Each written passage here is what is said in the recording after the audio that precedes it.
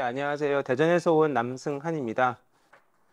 먼저 왜 우리는 이렇게 지방 보조금을 집행하는 데 있어서 왜 이렇게 고통을 받아야 되는가에 대해서 이것이 그냥 단순하게 2, 3년 전부터 갑자기 강화된 것이 아니고 물론 강화는 실질적으로 2, 3년 전부터였지만 7, 8년 전부터 누적되어 온 지방 보조금에 대한 비판적인 여론이 있었다는 말씀 드리면서 그 연역적으로 파악하기 위해서 동영상 몇 개 보도록 하시겠습니다.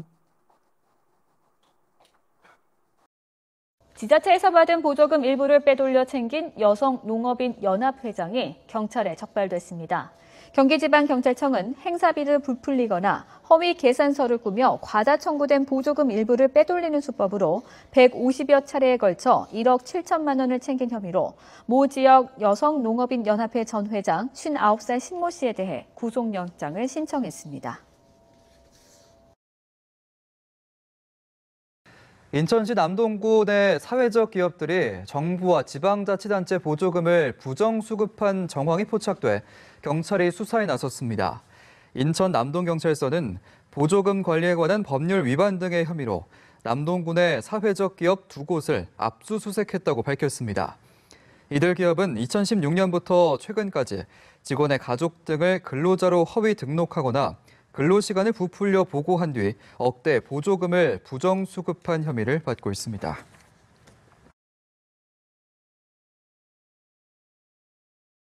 경상북도와 대구시가 개인이나 각종 단체에 지원하는 지방 보조금의 부정수급이 해마다 늘어나고 있지만 환수율은 저조한 것으로 나타났습니다.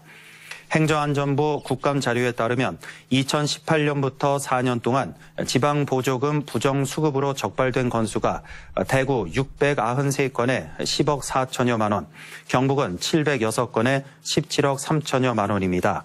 이 가운데 환수되지 못한 금액은 경북이 11억 3천여만 원, 미환수율 65.1%로 전국에서 가장 높았습니다. 대구는 5억 4천여만 원, 미환수율 52.3%로 지방보조금 관리가 제대로 되지 않는 것으로 나타났습니다.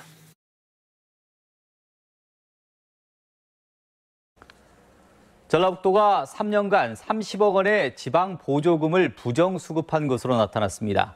국회 조원진 의원에 따르면 전북은 지난 2016년 이후 지금까지 179건 31억 5천여만 원의 보조금을 부정수급해 17개 시도 가운데 58억 원을 부정수급한 경남 다음으로 많았습니다.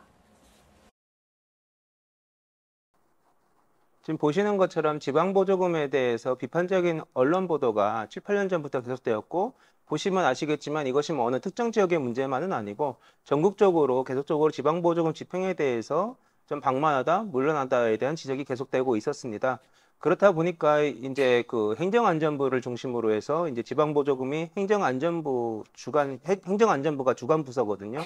그렇게 해서 이제 보조금법이 강화되는 방향으로 개정되기 시작했고, 이제 행정안전부는 광역시도와 일반 시군구가 지급하는 지방보조금에 대해서 현지 검사라든가 여러 가지 행정지도를 강화하고 있었고요. 저희 이제 교육청은 이제 교육부 관할이다 보니까 교육부에서 17개 시도 지방교육청에서 지급하고 있는 보조금에 대해서 현재 조사를 조사하고 그에 따라서 이제 그 교육청 보탬 시스템을 도입하고 또 지방보조금법에 따라서 운영하고 있습니다. 자, 중요한 거는 이제 언론에 보도될 정도로 심각하게 뭐 횡령이라든가 부정수급을 하시는 분들은 사실은 지방보조금에서는 거의 적어요. 예. 악의적으로 하시는 분들은 거의 없으시고요. 현재 조사를 통해서 우리가 알 수 있었던 것은 지방보조금 법에 의해서 보조금 집행이 이루어지기 때문에 어느 정도의 회계 원칙에 따라서 법 제도에 맞춰서 집행이 되어야 되는데 지방보조금 사업자분들께서 공익성이 강한 사업의 훌륭한 취지를 살려서 집행은 하시는데 회계 원칙에는 맞게 집행하지 못하시고 계시는데 대부분은 잘 몰라서입니다. 그렇기 때문에 그에 따라서 좀 지루하지만 오늘처럼 법령에 대해서 교육을 말씀드리고 또 법령에서 좀 답답하지만 절차를 갖추어서 집행해야 되는 것들에 대해서 여러분들께 말씀을 드리려고 합니다. 저도 이제 학교에서 근무를 하다 보면 학교 선생님들께서도 똑같은 말씀을 많이 하세요. 왜 이렇게 학교 교육과정을 운영하는 데 들어가는 예산을 집행하는데 뭐 이렇게 어렵게 자꾸 무슨 서류를 갖고 와라, 무슨 서류를 갖고 와라 이런 얘기 많이 하시느냐라고 말씀을 하시는데 딱 한 가지 말씀만 드릴 수밖에 없어요. 국민의 세금으로 운영되기 때문에 제3자가 그 세금 집행의 내용에 대해서 들여다보셔야 되거든요. 그것이 이제 투명한 회계 집행이고 정보 공개의 원칙인데 그러려면 당사자는 잘 압니다. 하지만 제3자가 봤을 때 왜 이걸 샀지에 대한 설명이 이루어져야 되거든요. 근데 그걸 하나하나 공무원들이나 또는 지방보조금 사업자분들께서 설명하실 수가 없기 때문에 서류만 봐서도 알 수 있게 되어야 한다는 거죠. 그렇기 때문에 지방보조금 집행하실 때나 또는 저희 학교에서도 회계 집행을 할 때 많은 서류가 들어가고 있다는 말씀 드리고요.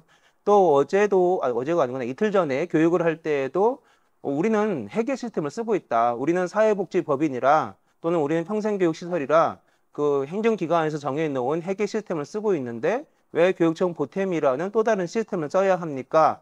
항의성 말씀을 하셨는데 저는 이렇게 말씀드릴 수밖에 없어요. 교육청 보탬의 시스템은 회계 집행 시스템이 아니고 정보 공시 시스템입니다.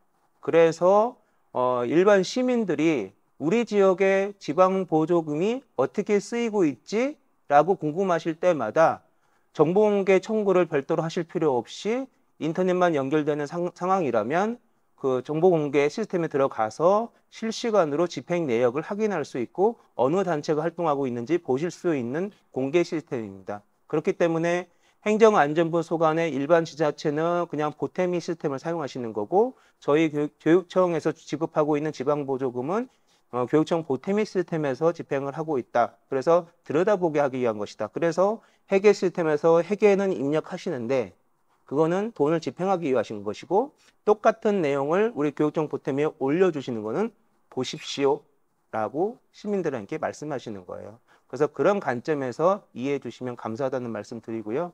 저희 이제 지방보조금 교육하기 전에 관련 기초 용어를 좀 말씀을 드리고자 해요.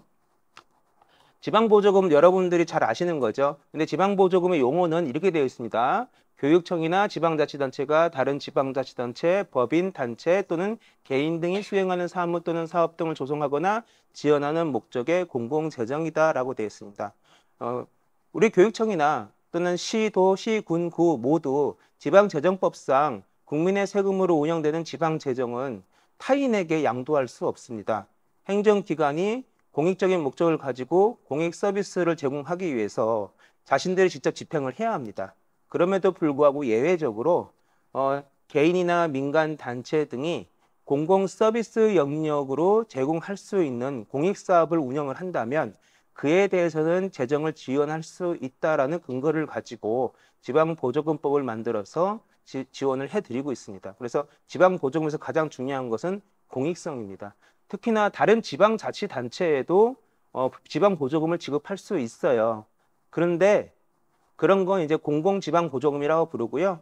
이렇게 우리 여기 계신 선생님들은 거의 개인이나 민간 단체 쪽에서 오셨지 않습니까? 그래서 민간지방보조금이라고 구분해서 부르고 있습니다. 그래서 지방보조사업은 지방보조금이 지출되거나 교부되는 사업을 모두 통칭하는 얘기예요. 그래서 지방보조금을 집행하는 사업은 지방보조사업이라고 얘기하고 있습니다. 근데 이제 별건 아닌데 서류상에 볼 때 지방보조금 사업 그러시는데 사실은 그냥 지방보조사업이라고 하면 되는 거예요. 예, 그리고 이제 지방보조사업자는 지방보조사업을 수행하는 자로서 법률에 따라서 일정한 의무를 지는 사람입니다. 여러분들께서는 지방보조사업자시기 때문에 일정한 의무를 가지고 계세요. 그것이 이제 공정한 회계 집행, 그리고 누가 봐도 타당한 집행과 그리고 그 지방보조금 사업을, 지방보조 사업의 목적을 달성하기 위해서 노력해야 할 의무가 있으시고 또 오늘처럼 교육청에서 교육 받으십시오 하면 교육에도 참석해야 될 의무가 또 있으신 거겠죠. 그래서 이런 일정한 의무를 가지고 있는데요. 이분들은 가장 중요한 의무가 뭐냐면 지방보조금을 어떻게 사용했는지 내용을 정산하고 보고해야 할 정산 의무가 있습니다. 자, 그러면 지방보조사업자는 뭐예요? 지방보조사업을 수행하는 자입니다. 그럼 여기가 대비되는 말이 뭘까요? 지방보조사업으로 이익을 얻는 사람입니다. 자, 무슨 얘기냐면 제가 이제 그 지방보조금 교육을 하다 보면 어떤 단체에서는 특별하게 얘기를 많이 하시는 게 있어요. 우리는 이 지방보조금으로 어떠한 이익을 얻고자 한다라는 말씀을 하시는 분들이 계실 때가 가끔 있거든요. 아주 가끔 있는데 사실은 죄송스러운 말씀이지만 지방보조금으로 이익을 얻으실 수는 없으세요. 여러분들은 지방보조금을 공무원을 대신해서 공익적인 서비스를 제공하기 위해서 집행하는 관리, 매니지먼트 하시는 분들이지 어떤 이해관계를 추구할 수는 없습니다. 그러면 이익을 얻을 수 있는 사람들은 누구일까? 그에 대해서는 지방보조금 수령자라는 말로 지방보조금법에서 구분하고 있습니다. 지방보조금 수령자는 두 갈래로 분류할 수가 있는데 첫 번째는 수급자입니다. 상응한 대가 없이 보조금을 수령해서 정산 의무가 없는 사람들입니다. 예를 들면 그런 사업도 하실 수 있잖아요. 장애인 단체를 지원하는 사업을 하시는 지방보조 사업자분들이 계시면 장애인이 가족에 있으면 어떤 유원지에서 마음 편히 즐길 수 없는 것이 현실이지 않습니까? 그래서 장애인 단체에서 그 유원지를 하루 동안 빌려가지고 통으로 빌려가지고 장애인 가족 20가족을 초청해가지고 보조금을 1,000만 원 받아가지고 장애인 가족 한 가족당 20만 원씩 드리는 거예요. 그리고 그 20만 원 범위 내에서 그 학교가 아니구나, 유원지에서 그 20만 원치를 다 놀이기구를 타셔도 되고, 또는 20만 원치 중에서 반은 놀이기구 타고 반은 간식을 사 드셔도 되고, 하여튼 간에 유원지에서 할 수 있는 제공하는 그 즐거움을 다 누려보시라 해가지고 하루 동안 행사를 진행한 경우가 있었어요. 그랬을 때 우리 장애인 가족은 20만 원 받으시면 그냥 쓰시면 돼요. 마음 편히. 하지만 지방보조사업자는 정산의 의무가 있다고 했잖아요. 그러면 우리 장애인 단체가 그 지방보조사업자가 되시잖아요. 그러면 20만 원씩 20가족을 줬으면 400만 원이잖아요. 그 400만 원을 그냥 줬다 그걸로 끝나는 것이 아니고요. 400만 원이 어떻게 썼는지 영수증을 다 받아야 돼요. 그래서 장애인 단체가 그 20만 원에 대해서 한 가족당 어떻게 쓰였는지에 대해서 다 서류 정산을 받으셔가지고 그걸 다 모아가지고 교육청에 보고해야 할 의무가 있습니다. 근데 이걸 못하면 이제 정산을 해태했다라고 해서 지적사항이 나오는 거죠. 그렇기 때문에 그 지방보조 사업자분들께서는 가장 먼저 생각하셔야 되는 게 내가 이것을 어떻게 정산 보고하지? 이것만 생각하셔도 이 사업비를 이렇게 집행하면 안 되겠다 생각하시는 내용들이 나올 거예요. 그래서 정산을 꼭 하셔야 되고, 또 하나 지방보조금 수령자가 두 번째로는 거래처가 있습니다. 물품과 용역을 제공하고 대가를 지급받는 자로 이분들도 그 돈 받고 필요한 물건이나 필요한 용역 서비스를 제공만 하면 되는 거니까 정산 의무가 없어요. 하지만 지방보조사업자는 우리가 이 물건을 주고 샀다라는 것에 대한 증빙서를 갖춰야 되겠죠. 그것이 사진의 형태가 됐든 또는 뭐 계약서가 됐든 그리고 이제 활동 사진이 됐든 그런 것들을 받으시는 것들이 이제 되는 겁니다. 그래서 지방보조금 수령자는 어쨌든 지방보조금에서 이익이 발생을 해요. 그냥 받아서 이익이 발생할 수도 있고 또는 물건을 팔아서 이윤을 볼 수 있겠지만 우리 지방보조 사업자는 수령자와 구분되게 의무만 있고 사실은 이익은 없는 것이 지방보조금법에서 전제하고 있는 겁니다. 그래서 이 지방보조 사업자와 지방보조금 수령자는 제가 나눈 것이 아니고요.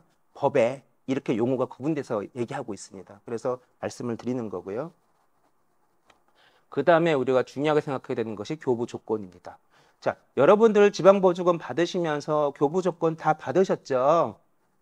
그렇다면 정상인데 제가 이제 한 2, 3년 전에 지방보조금을 점검을 하고 다녀보니까 교부 조건조차도 제대로 안 나가는 사례가 있더라고요. 이건 다 교육청이 잘못한 것들이고 지적받아야 될 사항이에요.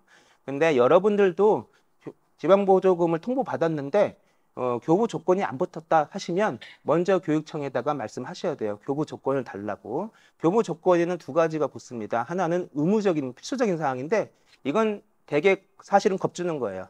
부정수급하거나 거짓으로 받거나 또는 중복으로 집행하거나 또는 교부 목적을 달성할 수 없다. 즉 지방보조금을 신청하실 때 이런 목적으로 하겠습니다 했는데 그 목적 자체가 불가능한 사업이라고 판단됐을 때는 해소하거나 또는 행정처분 또는 고발하겠다라는 그런 주의 조건이고요. 두 번째는 이제 재량교부 조건이라고 해가지고 여러분들 지방보조 사업 중에 수익 활동을 하지 않는 사업들도 있겠지만 또 하시다 보면 무슨 박람회 행사라든가 뭐 이렇게 하다 보면 이제 그 티켓을 팔고 그에 따라서 수익금이 발생하는 경우가 있어요. 그래서 수익금이 발생할 경우에는 어떻게 사용한다라고 붙는 것들이 이제 수익금 관리 조건이고요. 그래서 그걸 지방보조사업에 더해서 더 투입을 한다든가 아니면 정산해가지고 수익금이 발생한 만큼 나중에 지방보조금을 감교부를 한다거나 이제 이런 식으로 조정한다는 내용이 이 수익금 관리에 들어가야 됩니다. 그리고 가장 많이 들어가야 될 게 뭐냐면 우리 지방보조금 전용 카드 쓰시고 계시잖아요. 대부분은 이제 농협 하나로 카드일 텐데, 뭐 NH카드일 텐데, 이 하나로마트에서 집행을 하시게 되면 NH포인트가 쌓여요. 그러면 NH포인트가 10,000포인트가 되면 현금 10,000원으로 바꿔줍니다. 자, 이것도 일종의 수익금이 되겠죠. 그래서 이 지방보조금 카드를 사용함에 있어서 포인트 관리를 어떻게 할 거다라는 것들이 교부 조건에 붙어야 됩니다. 제가 이제 교육청을 대상으로 교육을 할 때에도 우리 공무원분들에게 이 수익금 관리, 다른 건 모르겠지만 지방보조금 전용 카드를 사용하면서 발생하는 카드 포인트 관리를 어떻게 한다는 조건을 꼭 붙여달라고 얘기를 하고 있어요. 만약 여러분들께서도 이 교부 조건을 봤는데 카드 포인트가 없다면 공무원들에게 이의 제기하셔야 돼요. 왜냐하면 나중에 카드 포인트 가지고 또 교육청과 우리 사업자분들 간에 정말 아무것도 아닌데 갈등 요소가 될 수 있습니다. 그러니까 사전에 정리할 필요가 있어요. 그래서 말씀을 드리는 거고요. 그다음에 두 번째로는 이제 지방보조 사업자가 자체적으로 사용 변경이 가능한 경미한 수준에 대해서 미리 전제를 깔아야 됩니다. 뒤에서 더 자세히 말씀드릴 거긴 한데 먼저 말씀드리면 우리가 사용 계획은 잘 수립을 했지만 지방보조금을 집행을 딱 하려고 할 때에는 예상치 못하는 사정 변경이 발생을 해요. 지난 2년간 그 코로나 때문에 많은 사업들이 자초됐지 않았습니까? 그랬을 때 우리가 지방보조금을 이런 목적을 타왔지만 상황이 여의치 않으니 다른 목적으로 사용하고 싶다. 그 부분에 대해서 이제 사업계획 변경할 수도 있고 또는 단순하게 사업비가 이쪽은 남고 이쪽은 부족해서 좀 바꾸고 싶다. 이런 것들이 있어요. 그랬을 때 어떤 것은 경미하니까 사업자가 자체적으로 내부 결제해서 바꾸는 걸로 갈 수도 있고 어떤 거는 안 되니까 교육청에 사전에 허가받아야 되는 사항들이 있고 이제 그런 것들을 구분하는 것이 이제 교부 조건에 붙어 있어야 됩니다. 그래서 우리가 이 교부 조건에 대해서 지방보조금법에는 분명히 교부 조건을 부여해야 한다라고 되어 있는데 사실 지난 몇 년간 우리 교육청은 지방 교부 조건에 대해서 사업자분들께서도 조금 가볍게 생각하신 경우가 있었어요. 근데 이 교부 조건이 많이 지침적인 성격으로서 여러분들에게 도움이 됩니다. 그래서 이 교부 조건을 꼭 받으시는 게 중요하다 말씀드리고 자, 우리가 지방보조금 지침이라고 따로 받으시는 것들도 있을 거예요. 하지만 그거는 A 사업자나 B 사업자나 C 사업자나 다 공통적으로 들어가는 사업들이세요. 근데 어떤 분들은 체육 행사를 주목적으로 하시고 어떤 분들은 뭐 장애인 가족이라든가 또는 뭐 다자녀 가족이라든가 뭔가 복지성 사업을 하시는 분들도 있으시고 또 어떤 분들은 뭐 글짓기 대회라든가 뭐 이렇게 행사성으로 하실 수 있는 거 있고 또 교원 단체 쪽에서는 이제 교원 연구 대회라든가 어떤 그 연구 목적의 행사일 수도 있고 다양한 사업들이 존재하기 때문에 그런 것들에서 맞춤형으로 조건 부처해 주는 것은 뭐다? 이 교부 조건입니다. 이거는 사업자 한 사람에게 다 들어가는 거거든요. 그렇기 때문에 이 사업의 특성에 살려서 들어가는 것들이 교부 조건이기 때문에 이게 굉장히 중요합니다. 물론 이건 교육청에서 하시면 되는 거니까 여러분들 크게 신경 쓸 건 없지만 만약에 교부 조건이 없다면 먼저 말씀하셔야 된다. 말씀드린 거고요. 자, 그래서 이제 지방보조금법 참고 자료를 제가 제시를 해드렸는데 많은 법들이 있지만 여러분들 수준에서는 이 지방보조금 법이라는 게 있어요. 법률, 시행령, 시행규칙이 있는데 법률만 읽어보세요. 예. 그리고 또 하나는 지방보조금 관리기준이라고 해서 행정안전부 예규가 있습니다. 이 두 개만 읽어보시면 통달하시게 됩니다. 특히나 지방보조금 실무에서 집행하시는 것 중에 막히시는 것들은 이 지방보조금 관리기준만 보셔도 대부분은 다 해결이 되시고 이 지방보조금 관리기준은 굉장히 실무적인 내용이 있어요. 법은 약간 좀 추상적이고 뭐 처분하겠다 이런 내용밖에 없지만 지방보조금 관리기준은 실무적으로 뭐가 되고 뭐가 안 되고 나오기 때문에 꼭 보시기 바랍니다. 자, 그래서 지방보조금 교부. 사실은 교부는 약하게 말씀드릴 거예요. 지금 지방보조금 다 받으셨잖아요. 다 항상 집행하시기 때문에 저는 집행 쪽으로 주로 말씀을 드릴 거예요. 근데 조금 아셔야 될 것들이 있어서 먼저 지방보조금은 교부 통지일이 있습니다.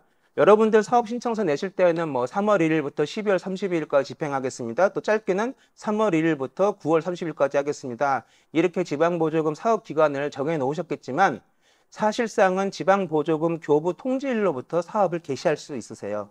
여러분들께서 3월 1일부터라고 하셨어도 만약에 교육청에서 여러 가지 내부적인 행정 절차들을 거쳐서 실질적으로 통지되는 것은 5월 1일이다. 그러면 지방보조금은 5월 1일부터 집행하실 수 있고 3월 1일부터 4월 30일까지 집행한 돈은 하나도 인정받지 못합니다.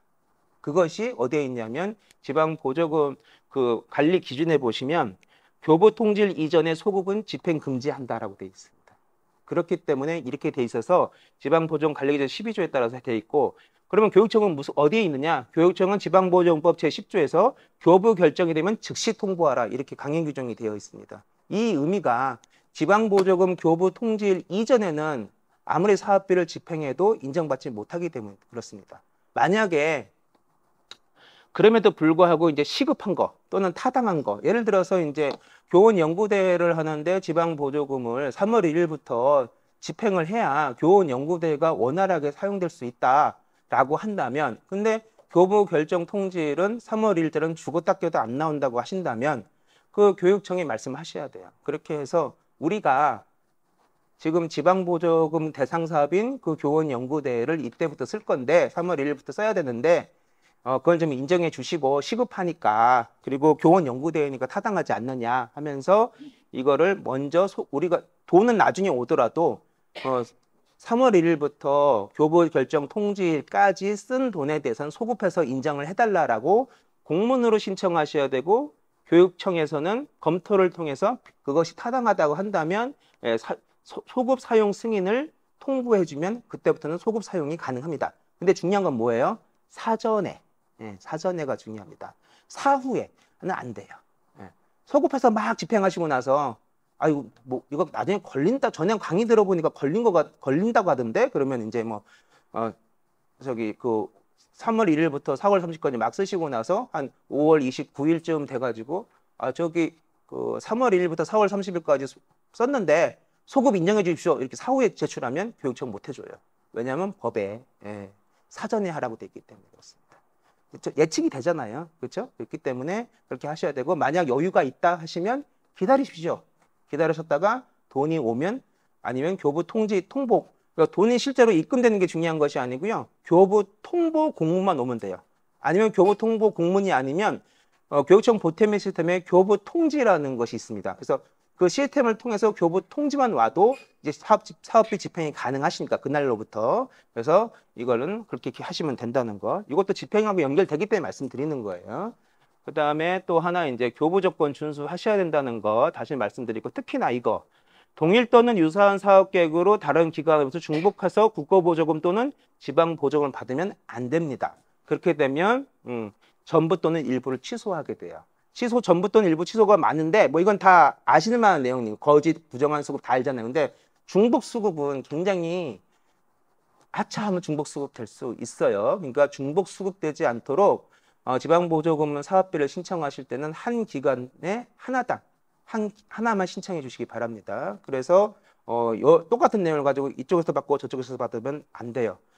가장 많이 일어나는 것 중에 하나가 그래서 이제 곧 6월 달이 되는데 호국 영령 추모 사업을 한다. 그러면 이게 그 시도교육청의 그 교육적인 활동 목적도 되지만 또는 국가보훈부의 그 호국 사업하고도 연결되지 않습니까? 그걸 두 개를 같이 내시면 안 되겠죠. 그러니까 하나만 하셔야 돼요. 그래서 요거 말씀드리는 거고요. 그리고 이제 교부 조건에 이제 수익금 발생할 때는 이게 이제 발생한 경우 지방보조금 전부터 일부를 반환하는 조건이 부여. 이게는 이제 정산의 개념인 거고 또는 수익금이 발생한 경우에는 별도로 이제 수익금을 지방보조금 플러스 알파로 더 투입할 수 있다는 조건 이렇게 두 가지로 나눠서 붙일 수 있다는 거 말씀드리고 또 지방보조사업자가 교육청 별도하고 없이 경미한 사업 내용을 자체적으로 할 수 있는 조건을 붙일 수가 있어요. 자, 근데 이 경미한 내용 변경에 대해서 꼭 교부 조건에 있어야 된다는 말씀 또 한번 강조 말씀드립니다. 예를 들어서 아까 말씀드린 것처럼 그 두 가지 사업을 동시에 진행하는데 현장 체험 학습하고 또 그다음에 이제 강의 교육을 하고 두 가지를 하는데 현장 체험 학습을 버스비가 좀 남았어. 그래서 강의 교육의 횟수를 10번을 하기로 했는데 한 번 더 늘리고 싶어요. 그러면 현장 체험학습 예산을 줄여가지고 강의 교육에 좀 더 투입을 하고 싶은데 그 돈의 투입 금액이 20만 원밖에 안 돼. 이거 이제 지방보조 사업자가 느끼는 감정이에요. 20만 원밖에 안 되니까 이거는 내용이 경미해. 그러면서 자체적으로 변경하시는 경우가 있다는 거예요. 하지만 안 된다. 교부 조건에 얼마까지는 경미하니까 내용 변경을 자체적으로 가능하다라는 교부 조건이 있어야 되는 거고요. 만약에 그런 게 없다. 자체적으로 경미한 사항이 아무것도 없다. 내용 변경 내용도 없다. 그러면 20만 원이라고 하더라도 교육청에 사전에 승인을 받아야 됩니다.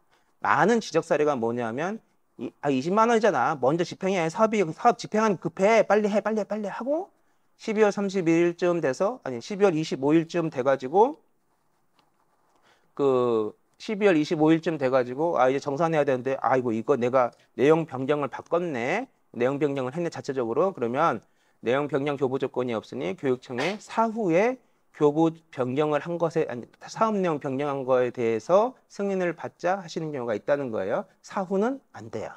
모든 게 다 지방보조금법에서는 사전에 해야 한다라고만 다 되어 있습니다. 그래서 사후는 안 되고요. 만약에 내용 변경이 필요하신 내용이 있으면 그 사전에 하셔야 되고, 그리고 경미하다고 판단하는 것은 여러분들이나 교육청의 일개 공무원이 판단할 수 있는 문제가 아니고요.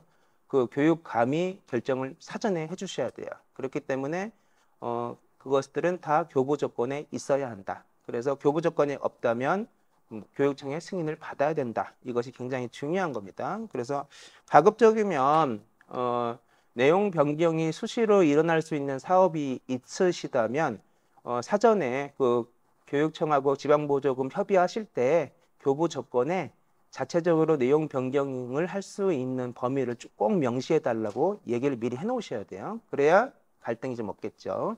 네. 그리고 이제 집행 쪽에서 말씀드릴 만한 내용이 이제 운영비 집행금지죠. 지방보조금법에서는 지방보조금 사업은 법령에 명시적 근거가 있는 경우 이외에는 지방보조금을 운영비로 교부할 수 없다라고 되어 있고, 운영비의 범위에 대해서는 시행령 3조에서 인건비, 사무관리비, 임차료, 그 밖에 교육감이 정하는 경비는 운영비다라고 명시하고 있습니다. 자, 인건비, 우리는 다문화 자녀 아이들 대상으로 교육을 하는데, 방과후 수업을 하는데 강사 수당은 들어가는데 그 인건비인데요. 우리는 박람회 행사를 하는데 박람회 부스 설치를 하기 위해서 일용인부를 써야 되는데, 우리는 그 학생들 대상으로 영화 관람 교육을 하고 있는데 영화 관람을 해서 단체로 영화관에 들어가니까 안전요원을 배치를 하고 있는데 그 인건비가 들어가는데요. 다 안 되는 건가요? 이렇게 말씀하실 수 있잖아요. 그래서 우리 시행령에서는 이렇게 단서 조항이 됐습니다. 지방보조사업을 수행하는 데 드는 직접적인 경비인 경우는 제외한다라고 했습니다. 이러한 내용의 성격이라 하더라도 직접 경비라면 인정한다는 얘기예요. 그래서 강사 수당도 되는 거고 일용인부임도 되는 거고 안전요원 인건비도 다 되는 겁니다. 그러나 조심하셔야 될 거는 뭐냐면 강의수당 같은 경우는 딱 떨어지긴 하는데 그 안전요원 인건비도 딱 떨어지죠. 하지만 일용인부임 인건비 같은 경우에는 근로계약서를 3일 이상 사용하게 되면 근로계약서를 꼭 써야 되는 거 아시죠? 그때 근로계약서에 지방보조금 사업의 사업 목적으로 사용한다는 내용이 꼭 있어야 돼요. 어떤 단체는 보니까 그 일용인부임을 쓰시는데 뭐라고 했냐면 지방보조사업자 그 단체의 대표가 정하는 업무를 수행한다. 이렇게 두리뭉실하게 해놓으신 거예요. 예, 그러면 애매해집니다. 예. 그러니까 박람회 행사를 한다. 그러면 박람회 행사 부스 설치 및 철거를 위한 활동, 아니면 뭐 어린이 영화관 단체 관람 안전을 위한 활동, 뭐 이렇게 목적성을 확실하게 지정해 주셔야 되는데 그냥 대표자가 정하는 업무 해버리면 일반 사무관리까지 포함을 해버리기 때문에 운영비로 들어갈 수 있어요. 그냥 일반 인건비를 본다는 거죠. 그렇기 때문에 그 근로계약 하실 때 사용 목적에 대해서 명확하게 표시를 해주셔야 된다는 거고요. 똑같이 사무관리비, 임차료도 마찬가지예요. 이렇게 강의가 필요하면 강의 장소가 필요하잖아요. 이 강의 장소를 빌리는 임차료는 당연한 임차료입니다. 그러니까 이런 건 직접 드는 경비예요. 하지만 이 강의 장소를 기획하시는 분들이 사무를 볼 수 있는 공간이 필요해 사무실을 임차하면 그건 간접 경비잖아요. 예. 그렇기 때문에 그건 운영비로 보기 때문에 해수 대상입니다. 그래서 집행사업으로 인정할 수가 없어요. 그거에 대해서는 그 여러분들의 소속된 단체의 자체 경비로 집행을 하셔야 되는 문제지, 지방보조금을 직접적으로 지방보조사업을 직접적으로 수행하는 데 필요한 경비만 집행할 수 있다. 것이 지방보조금 사업의 목적입니다. 그리고 또 이제 가끔은 이제 시도의회에서 조례를 통해서 특정 단체에 대한 운영비를 지원할 수 있도록 지방보조금으로 하시는 경우도 있는데 소용이 없다는 거예요. 행정안전부에서 회신해 주시기를 지방보조금법에서 법령에 명시적 근거가 있는 경우면 운영비를 지원할 수 있다. 이 법령은 일반적으로 국회에서 제정하는 법률, 그리고 대통령과 국무회의에서 안건으로 정하는 대통령령, 그리고 교육부 장관이나 행정안전부 장관처럼 훈령으로 지방보조금을 지원할 수 있다라고, 운영비를 지원할 수 있다고 명시적인 근거가 있는 경우에 한해서만 가능하다고 얘기를 하고 있습니다. 대표적인 게 이제 평생교육법에 있는 평생교육시설에 관련된 운영비 지원 내용인데, 이제 그렇기 때문에 지방보조금은 사실은 운영비로 지원하는 경우는 극히 드물어요. 그래서 법령이 많이 없기 때문에 그렇게 참고하시면 되겠습니다. 그래서 조례는 소용이 없다 말씀을 드리고요. 그리고 이제 우리 지방보조금 관리규정 제6조 제4항을 보시면 사업기간이 1년 미만인 경우에는 모든 기자재는 임대로 사용을 하셔야 됩니다.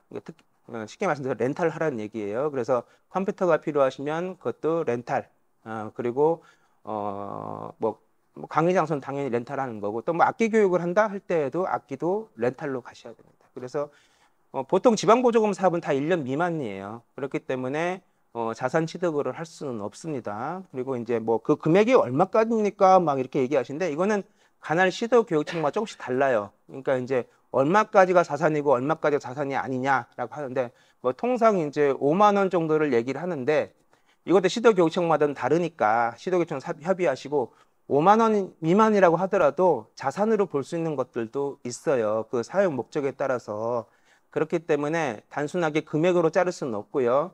기본적으로는 웬만한 건 다 렌탈이다라고 생각하시고, 위생적인 것, 특히 제가 이제 이런 얘기를 하니까 질문이 들어온 게, 리코더는 입에 대고 하는데 좀 빌리기 좀 뭐하지 않습니까? 라고 하는데, 리코더 그러면 아주 싼 거 사셔야 돼요. 근데 리코더도 비싸려면 몇백만 원짜리도 있고, 그냥 쓸만한 거 하려면 막 20만 원짜리도 많이 있더라고요. 그런 건 어렵다는 거예요. 그러니까 그래서 이제 조심하셔야 되고, 또 요새 이제 유튜브 같은 것들이 이제 많이 발달하니까 아동들 대상으로 유튜브 교육 같은 거 많이 하시면 이렇게 마이크도 사야 되고, 카메라도 있어야 되고, 편집용 컴퓨터도 있고 막 그래야 되지 않습니까? 아쉽지만 다 렌탈 하셔야 돼요. 이거를 그런 목적으로 산다고 해서 자산성으로 마이크도 사시고 카메라도 사시고 편집용 컴퓨터도 맞추시고 막 하시는데 다 인정 못 받습니다. 그러면 여기 질문이 나오죠. 그러면 소프트웨어는요? 요새 소프트웨어는 전부 다 구독제죠? 구독은 렌탈이 맞습니다. 그러니까 일반적인 구독은 가능해요. 소프트웨어 교육하신다고 하시면서 우리가 그 구독을 1년짜리 구독을 하고 싶은데 가능하겠는가 이런 질문 많이 오는데, 구독은 가능해요. 하지만 가급적이면 지방보조금 사업 기간에 맞춰서 구독하시는 게 맞아요. 무슨 얘기냐면 5월 1일부터 12월 31일까지 지방보조금 사업인데 구독을 1년짜리를 끊으면 곤란하죠. 그러니까 6개월짜리를 끊어주시는 게 맞고, 만약에 그렇게 월 단위로가 안 된다면 매월 구독으로 가셔야 되겠죠. 그래서 12월 31일쯤 가까이 다가가서 구독을 끊어주시면 되지 않습니까? 그렇게 하면 집행이 원활할 것 같습니다. 그래서 소프트웨어 구독 같은 거 되고요. 그래서 뭐 요새 그 뭐 GPT 같은 거나 뭐 제미니아인가요? 그 AI 교육도 많이 하시는데 그것 다 구독제지 않습니까? 그래서 이런 것도 만약에 지방보조 사업으로 뭐 교육을 하고 싶다 하실 때에도 가능해요. 근데 그거 말고 영구적으로 소프트웨어 사시는 거 있어요. 뭐 CAD 프로그램이라든가 이런 건 안 됩니다. 영구적으로 소프트웨어 사시는 거는 그거는 렌탈이 아니고 자산 취득성을 사시는 거기 때문에 그런 건 인정 못 받아요. 구독료만 허가된다라고 말씀드리고, 그것도 사업 기간에 맞춰서 매월 갱신하는 개념으로 갔으면 좋겠고 6개월 단위 정도로 끊어주시면 좋겠다 말씀드립니다.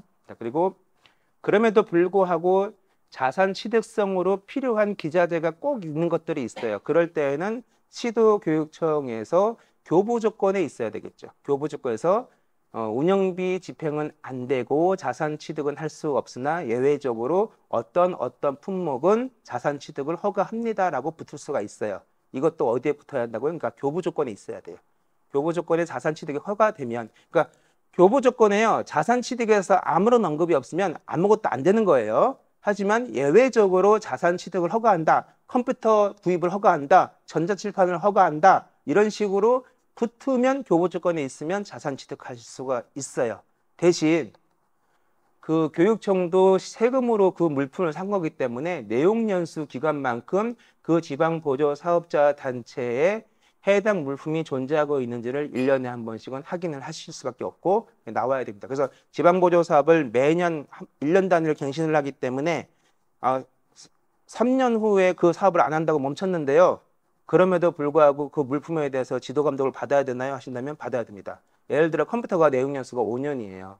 컴퓨터를 산다면 5년간은 그 컴퓨터가 제대로 있는지 확인을 해야 되고요. 그 이후에 이제 뭐 불필요하면 매각이라든가 이런 게 가능한 것이고, 기간 중에는 5년간에는 교육청의 허가를 받아야 매각이 가능하고, 그러니까 뭐 1년 썼는데 망가졌어요. 매각하면 되나요? 그러면 망가졌다고 교육청에 보고하고 매각 진행하셔야 돼요. 교육청 허가를 받아서. 그렇기 때문에 좀 자산취득성 관리가 좀 어렵습니다. 그래서 웬만하면 이제 렌탈로 좀 하시는 거를 부탁을 드리는 거고요. 그 다음에 이제 용도의 사용 금지가 지방보조금법에서 굉장히 강조 많이 드리고, 저를 또 원격 그 줌을 통해서 비대면 교육에서 들으신 분들은 제가 또 이거 많이 강조 드린 거 아실 거예요. 자, 지방보조금법 제13조를 보시면 지방보조사업자는 선량한 관리자의 주의로 사업을 수행하고 다른 용도로 사용해서는 아니 된다라고 되어 있습니다. 자, 여기서 이제 두 가지 용어가 나온다는 거죠. 선량한 관리자의 주의, 다른 용도 사용 금지 두 가지인데, 선량한 관리자의 주의는 1호부터 6호까지 여러 가지 주의사항이 있어요. 보시면 이제 회계 기준 준수도 하시고 처리 정확성, 내부 통제 이용 관리, 외부 감사에 성실히 응할 의무 이렇게 있는데, 제일 중요한 건 이거예요. 이해 충돌 방지 의무. 자기 이익과 충돌하지 않도록 관리해야 되는 것이 선량한 관리자인데, 우리 지방보조금 관리 기준을 보시면 교육감은 지방계약 법령에 따라 계약이 체결 이행하도록 교부 조건에 명시하고, 지방보조사업 관련 계약은 지방계약법을 따르도록 한다라고 이렇게 되어 있습니다. 그래서 지방계약법이 모태예요. 모든 걸 집행하실 때에는. 근데 우리 지방계약법을 보시면 33조에 지방자치단체장이나 지방위원은 자신이 소속된 지방자치단체와 계약을 할 수 없어요. 그러니까 우리 교육감님도 여기 경기도니까 경기도 교육감님은 경기도 교육청하고 개인적으로 거래를 하실 수가 없어요. 예. 그리고 그 단체장의 배우자, 그리고 그 단체장의 직계 존비속, 그리고 또 사실상 소유하고 지분이 있는 회사하고 거래를 하실 수 없다라고 되어 있습니다. 예, 무슨 얘기냐면 이 지방자치단체장이라는 말을 지방보조사업자는 이렇게 바꿔보시면 이해하기 쉬우실 거예요. 그래서 지방보조사업자 본인은 지방사업자 본인의 배우자는, 그리고 지방보조사업자의 직계 존비속은 지방보조사업과 관련해서 어떠한 영리계약을 하실 수 없어요. 이게 선량한 관리자의 주의 의무에서 이해충돌 방지입니다. 이거는 마찬가지죠. 저희 공무원들도 마찬가지예요. 이제 이해충돌 방지법이라는 게 따로 생겼습니다. 공직자 이해충돌 방지법이 있는데, 우리도 공무원들은 본인 또는 내가 주식을 가지고 있는 지분이 있는 회사와 또는 배우자와 직계 존비속하고는 공무원이 자기가 추진하고 있는 사업과 관련돼서 어떠한 이익도 줄 수가 없어요. 걸리면 이제 징계를 먹습니다. 이제 마찬가지라는 거죠. 그래서 이제 행정안전부 지방보조금 매뉴얼에서도 내부 거래는 지양한다라고 되어 있고, 또 교육부 지방보조금 매뉴얼 45쪽에서도 지방보조사업자는 인직원 등이 운영한 업체 또는 단체, 산하기관하고 거래할 수 없다라고 명시적으로 하고 있습니다. 그래서 이게 만약 지적이 되면 해소할 수 있다라고 얘기를 하고 있고요. 그래서 조심하셔야 되고요. 이게 이제 이렇게 말씀을 드리면 뭐 요새 들어서 이것이 강화된 겁니까? 라고 말씀을 많이 하시는데 아니라는 거예요. 여기도 군산시에서 2012년에 이제 보조금 회계 실무 교육 자료에 나온 내용인데, 자, 여기서는 지방보조사업자는 이 동그라미 센터예요. 근데 마름모 연구소와 공동 주체로 미술 치료하고 연극 치료하는 지방보조 사업을 진행을 했는데, 공동 주체의 한쪽인 마름모 연구소 소장 홍길동이가 강사료로 80만 원을 받은 거예요. 자, 지방보조 사업자도 아니고 단순히 공동 주체인데도 불구하고 공동 주체라면 그 지방보조 사업자인 동그라미 센터하고 같이 하는 사업인데 왜 그 사업을 집행하는 자가 80만 원을 강사를 받느냐라고 2012년에 이미 지적돼서 나온 거예요. 네. 그러니까 이건 예전부터 있었다는 거예요. 제가 말씀드리고 싶은 거는. 그래서 이 내부 거래는 굉장히 안 좋게 봅니다. 그래서 제가 또 이제 이렇게 얘기하면 근데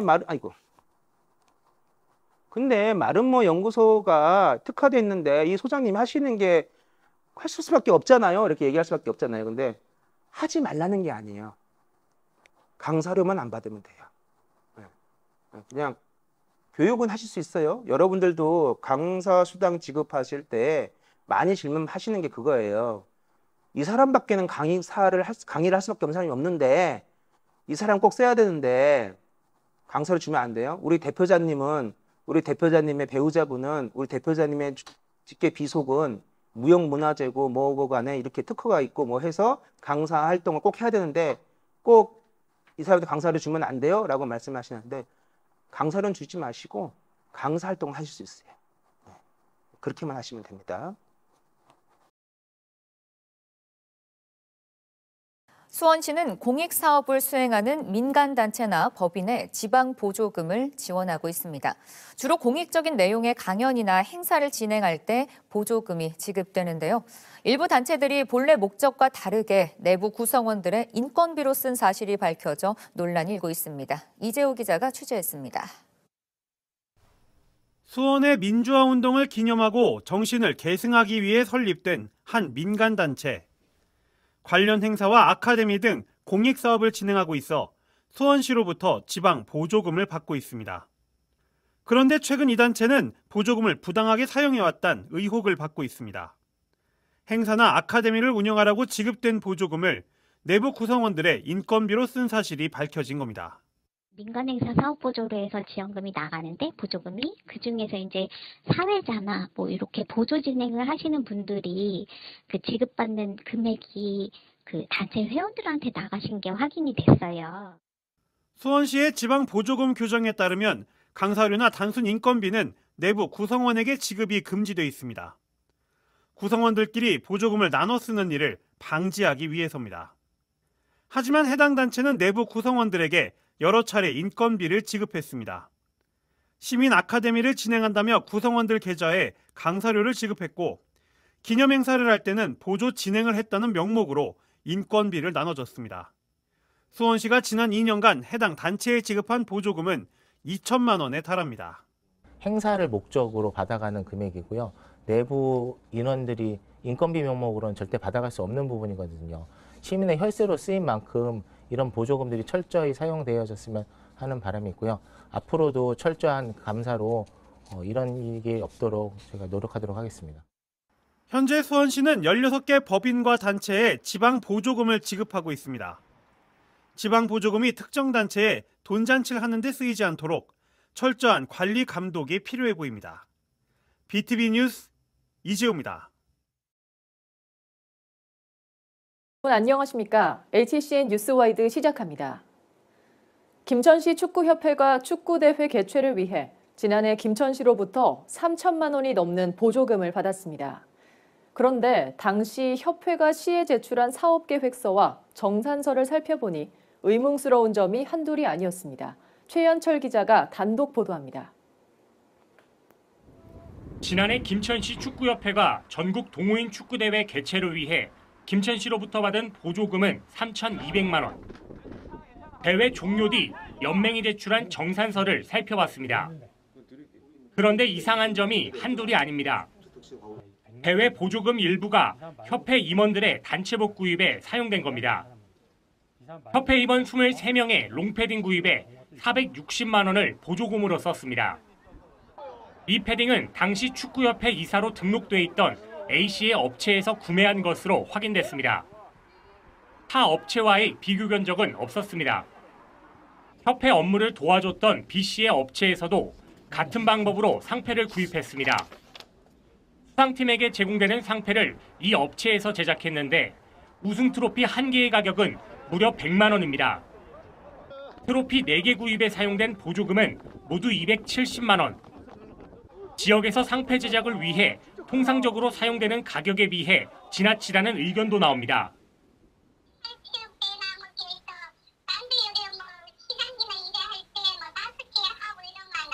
네. 이에 대해 협회 관계자는 적극 해명합니다. 첫 대회다 보니 더 좋은 트로피를 제작했고 가격이 비싼 것은 사실이지만 단가에 맞게 구매했단 겁니다. 그러면서 지역 내 다른 업체와 비교 없이 협회 관계자에게 물품을 구매한 사실은 인정했습니다. 보조금을 지급하는 김천시는 취재가 시작되자 이 문제를 인식했습니다. 자, 가격이 비싸게 산 거는 별 문제 안 돼요. 문제는 내부자한테 구매를 했다는 게 문제가 심각한 겁니다. 그래서 여러분들께서도 이제 보시면서 지방보조금 집행하실 때 그 지방보조 사업을 진행하시는 분들이 전부 다 비영리 단체이시고 사실상 봉사활동을 하시는 훌륭하신 분들이잖아요. 그렇기 때문에 본업이 따로 있으실 거예요. 근데 그 지방보조금 사업을 집행하실 때 본업이 있는 분하고 연결되는 뭐 물품을 구입한다거나 어떤 용역 서비스를 제공한다거나 할 때 그분한테 맡기시면 안 된다는 거예요. 내부자 거래가 되기 때문에 제가 그런 경우도 봤는데 어떤 뭐 예를 들어서 이건 일반 지자체 쪽에서 보면은 영정 사진을 찍어주는 봉사활동을 하는 지방보조금 사업이 있는데 하필이면 그 찍어주시는 분이 사진관을 하시는 거죠. 그분이 모든 인하비를 다 받으시는 거예요.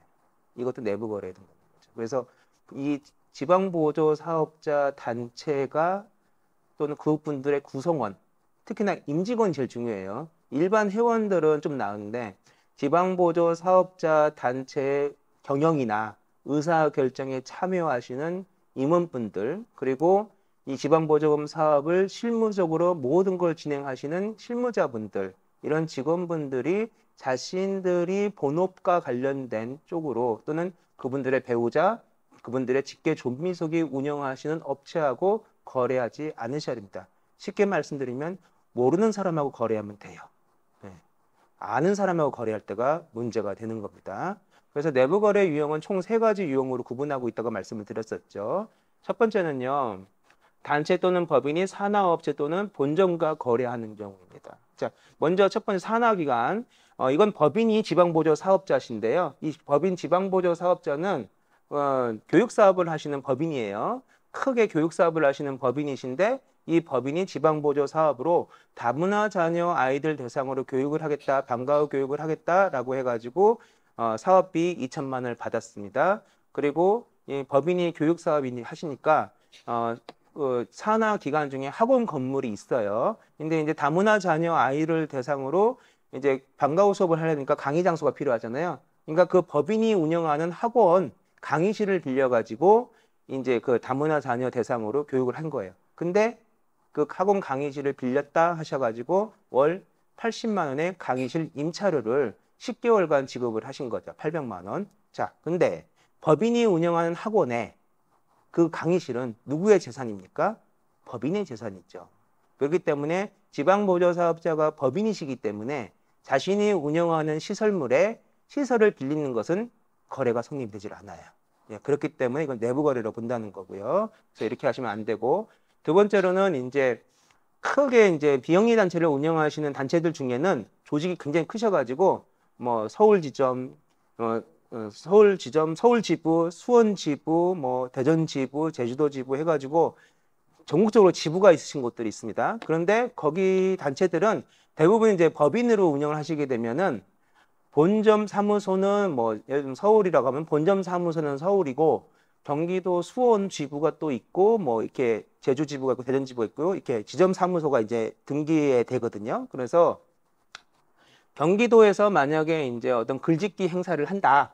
그래서 이제 지방보조 사업자가 되셨는데 그 글짓기 대회를 크게 열고 나서 심사를 해야 되잖아요.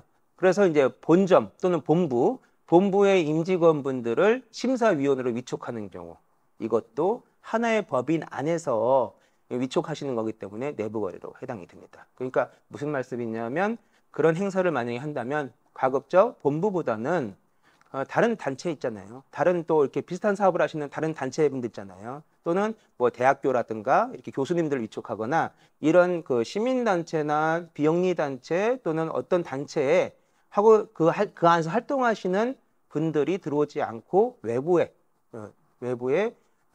그 건의가 있는 분들을 심사위원으로 위촉하시면 되겠죠. 그래서 그런 식으로 해서 이렇게 본점하고 또는 본점의 임직원하고 거래하시는 경우는 없어야 된다라고 말씀을 드리는 겁니다. 그래서 이렇게 두 가지가 있고요. 두 번째로가 이제 가장 많이 일어나는 형태인데 이제 대표 또는 직원이 운영하는 업체하고 거래하는 거. 아까 말씀드린 것처럼 아까 그 김천 같은 경우가 이제 그런 경우인데 축구협회에서 축구 행사 대회를 열었는데 그 축구협회의 이사분이 운영하시는 상패 제작 업체에서 그 트로피를 제작하는 경우가 대표적인 내부 거래에 해당이 되겠죠. 그런 경우고요. 두 번째로 이게 대표가 임원이거나 직원인 업체와 거래하는 건데 예를 들어서 이제 다문화 자녀 아이들 대상으로 현장 체험 학습을 하겠습니다라고 하셔서 지방보조금 2천만 원 받아가셨는데 특정 관광버스 회사가 한 달에 2번 정도 현장 체험 학습을 진행하시면서 10달간 진행하시면서 1,200만 원의 프로그램 그 운영비 중에 그 현장 체험 차량 버스 임차료로 한 1,000만 원 정도가 지출이 된 거예요. 그랬을 때 관광버스 대표자하고 그 비영리 단체인 지방보조 사업자 대표자하고는 동일인은 아니에요. 근데 그 관광버스 회사가 법인이기 때문에 등기된 8명의 이사진 중에 한 분이 보조사업자 대표자예요. 그러면 아까 말씀드렸죠. 일정 지분이 있는 사람이 되기 때문에 거래할 수가 없다는 거고요. 또 이거는 이사로 등기 이사로 되어 있기 때문에 이분은 상법상 관광버스 회사의 종업원이에요. 네. 그렇기 때문에 종업원이라는 게 단순하게 그냥 뭐 실무 보는 사람 이런 게 아니고요. 상법상 종업원은 그 회사에서 일하는 사람이에요. 그래서 그 지위에 높고 낮으면 상관없습니다. 그래서 등기 이사기 때문에 상법상 영리법인의 임원이시고 종업원이시고 그렇기 때문에 자신이 소속된 회사의 이익을 위해서 보조금을 집행하신 게 돼버리기 때문에 내부 거래로 보는 겁니다. 그래서 그렇게 해서는 안 된다는 말씀. 그러니까 무슨 얘기예요? 모르는 사람하고 거래하면 돼요. 모르는 회사하고 거래하시면 되고요. 그렇죠? 그리고 임직원에게 보조사업과 관련된 수당을 지급하는 것도 강사 수당이 됐든 심사 수당이 됐든 다 마찬가지입니다. 이런 것도 내부 거래가 됩니다. 그래서 이제 아까 말씀드린 것처럼 그럼 내부 직원은 강사로 활동하지 말라는 얘기냐? 심사위원 활동하지 말라는 얘기냐? 그게 아니에요. 강사 활동, 심사위원 다 가능하세요. 수당만 안 주면 돼요. 네. 그 말씀만 드리는 겁니다. 그리고 이제 세 번째가 저는 이게 가장 나쁘다라고 개인적으로 생각은 하는데 자, 우리 시, 군, 구에서 주민들의 여러 가지 복지를 위해서 여러 가지 영조물을 만드세요. 복지관, 청소년 수련원, 뭐 이렇게 체험관 뭐 이런 거 만드시거든요. 그럼 만드시는데 공무원 숫자가 한계가 있다 보니까 공무원들을 다 배치를 못해요. 그래서 민간 위탁 사업이라고 해가지고 시설물을 만들어 줄게, 경영은 네가 해 라는 방식으로 해서 민간 위탁 사업을 많이 하십니다. 이럴 때에도 이제 비영리 단체들이 민간 위탁 사업자로 많이 들어가세요. 근데 여기까지만 한번 끝나면 상관없는데 또 이제 비영리 단체다 보니까 지방 보조금도 사업도 하세요. 지방 보조 사업도 하시는데 교육청으로부터 그 한부모 자녀 그 청소년 수련 교육을 하겠다라고 해가지고 2천만 원을 받으셨어요. 그래서 감내에 한 부모 자녀 아이들을 모집을 해가지고 자신이 위탁 사업을 맡은 청소년 수련원, 여기 뭐 수원시라고 들으면 수원시립 청소년 수련원에다가 입소를 시킵니다. 그리고 그 숙박비가 발생하겠죠, 식비가 발생하겠죠, 프로그램 운영비가 발생하겠죠 하셔가지고 2천만 원 중에 1,500만 원을 숙박비, 식비 및 프로그램 운영비로 해가지고 청소년 수련원에다가 입금시키는 거죠. 자, 이렇게 볼 때는 시립 청소년 수련원이기 때문에 내부 거래처럼 보이지 않습니다. 그러나 한 번 더 그 청소년 수련원의 홈페이지나 이런 걸 들어가 보시면 위탁 운영자가 누구다라고 나와요. 그 위탁 운영자 비영리 단체하고 지방보조 사업자하고 동일한 비영리 단체일 때에는 내부 거래로 봅니다. 그러니까 이렇게 청소년 수련 시설이 필요하다면, 청소년 수련 활동이 필요하시다면 자신들이 운영하는 위탁 시설이 아닌 다른 곳에 위탁하면 돼요. 이렇게 하시면 되고, 좀 더 작게 하시는 분들은 어떤 분들은 봤냐면 아이들 이게 현장 체험 학습을 가는데 저녁을 먹고 헤어질 거야. 아이들 식사를 먹이는데 특정 식당에 들어갔는데 하필이면 지방보조사업자 대표자분이 그 식당을 운영해요. 이거 이제 아까 2번에 같은 유형인데, 이제 이런 식으로 작게는 그렇게 하시는 분들 있고, 크게는 이렇게 단체가 스스로 수탁시설에다가 입소하고 내부 거래하는 경우가 있더라는 거죠. 자, 이럴 때는 크게 두 가지의 나쁜 효과가 있어요. 첫 번째는요, 내부 거래라는 나쁜 효과 당연히 있고요. 두 번째로는요, 아시겠지만 민간 위탁시설은 3년에 한 번, 5년에 한 번 경영평가를 받으세요. 그래서 경영 능력이 우수하다 판단이 되면 또 다시 3년 내지 5년간 민간 위탁 계약을 갱신합니다. 근데 우리 지방보조금 받아가지고 이 아이들을 입소시킴으로써 또 하나의 실적이 돼버리는 거잖아요. 예, 그래서 경영 능력을 안정적으로 평가받는 수단으로 도구화되기 때문에 여기에 대해서도 나쁘게 바라봅니다. 그래서 혹시라도 뭐 이게 비영리 단체이시면서 보조금 사업도 하시면서 민간 위탁시설 같이 하시는 단체는 그렇게 많지는 않으신데, 혹시라도 그런 쪽을 하실 생각이시라면 내가 운영하는 위탁시설은 지방보조금 사업을 쓰면 안 되겠다 생각해 주시면 감사하겠습니다.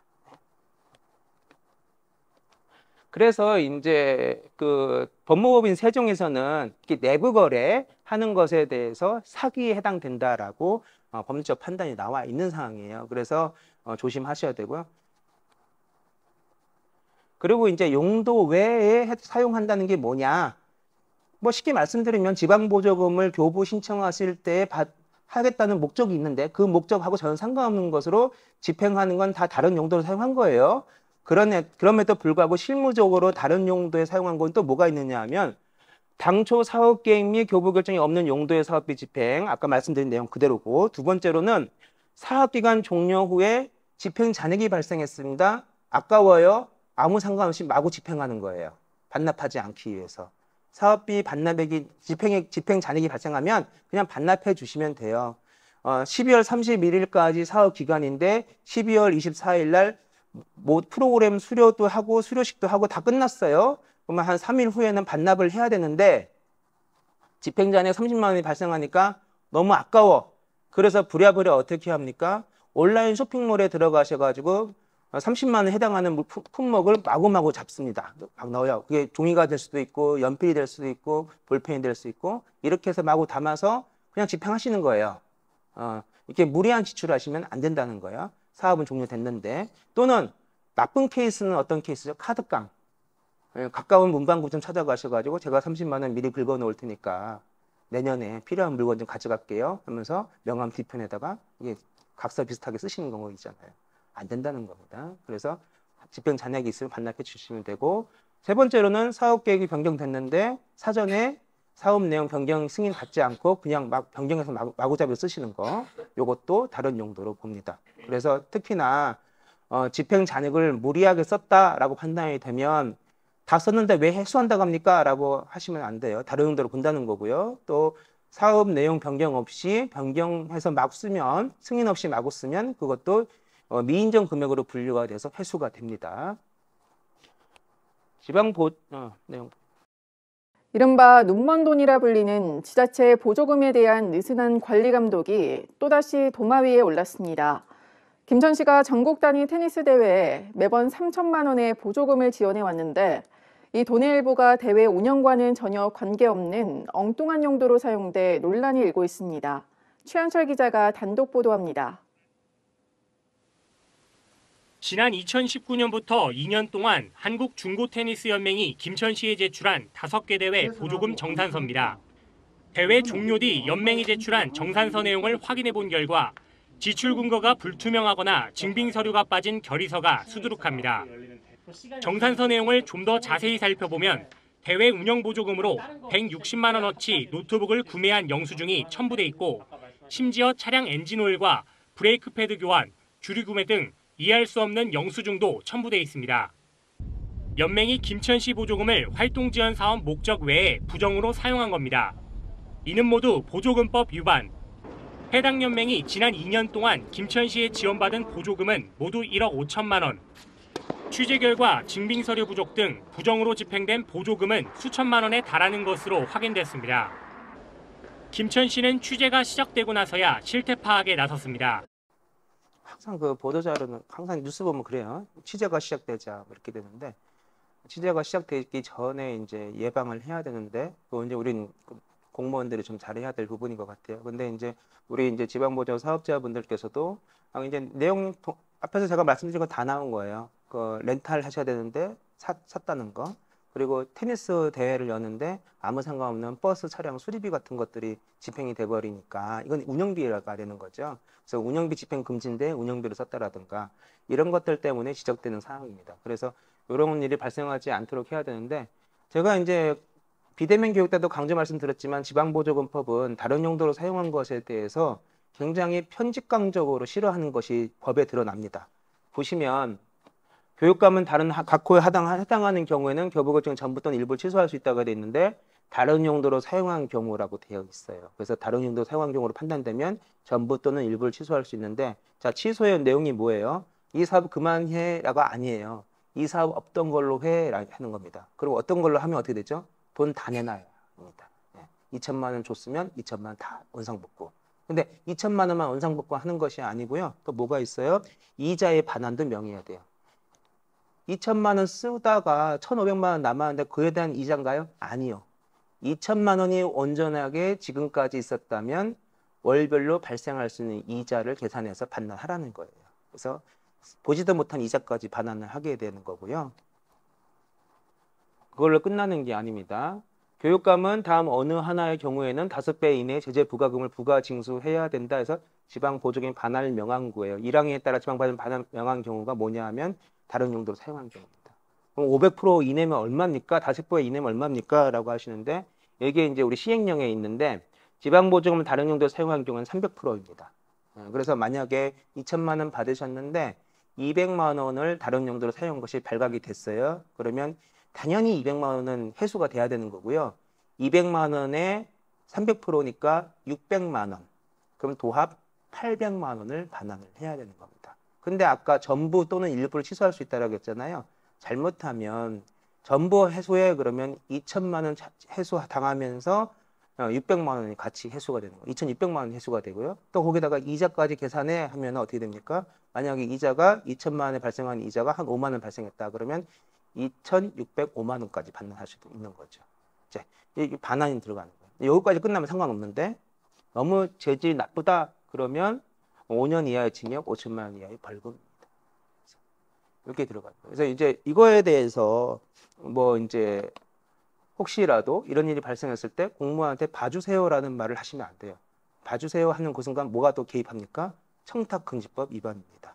그러니까 이게 공무원 입장에서는 명백하게 아까 그 뭐 뉴스 보셔서 아시겠지만 그런 식으로 잘못 집행하게 되면 명백하잖아요. 다른 용도로 사용한 것이. 그렇기 때문에 봐줄 수 있는 여지가 없고 지방보조금법에서도 명백하게 처분을 하도록 요구하고 있기 때문에 이거를 어기는 그 순간 공무원도 징계 대상이 됩니다. 근데 단순 징계 대상이 문제가 아니고 청탁금지법이 끼어든다고 했잖아요. 부정청탁으로 처분을 해야 되는데 눈 감아줬다 하면 공무원은요. 부정청탁에 의한 공무수행은 3년 이하의 징역 또는 3천만 원 이하의 벌금이거든요.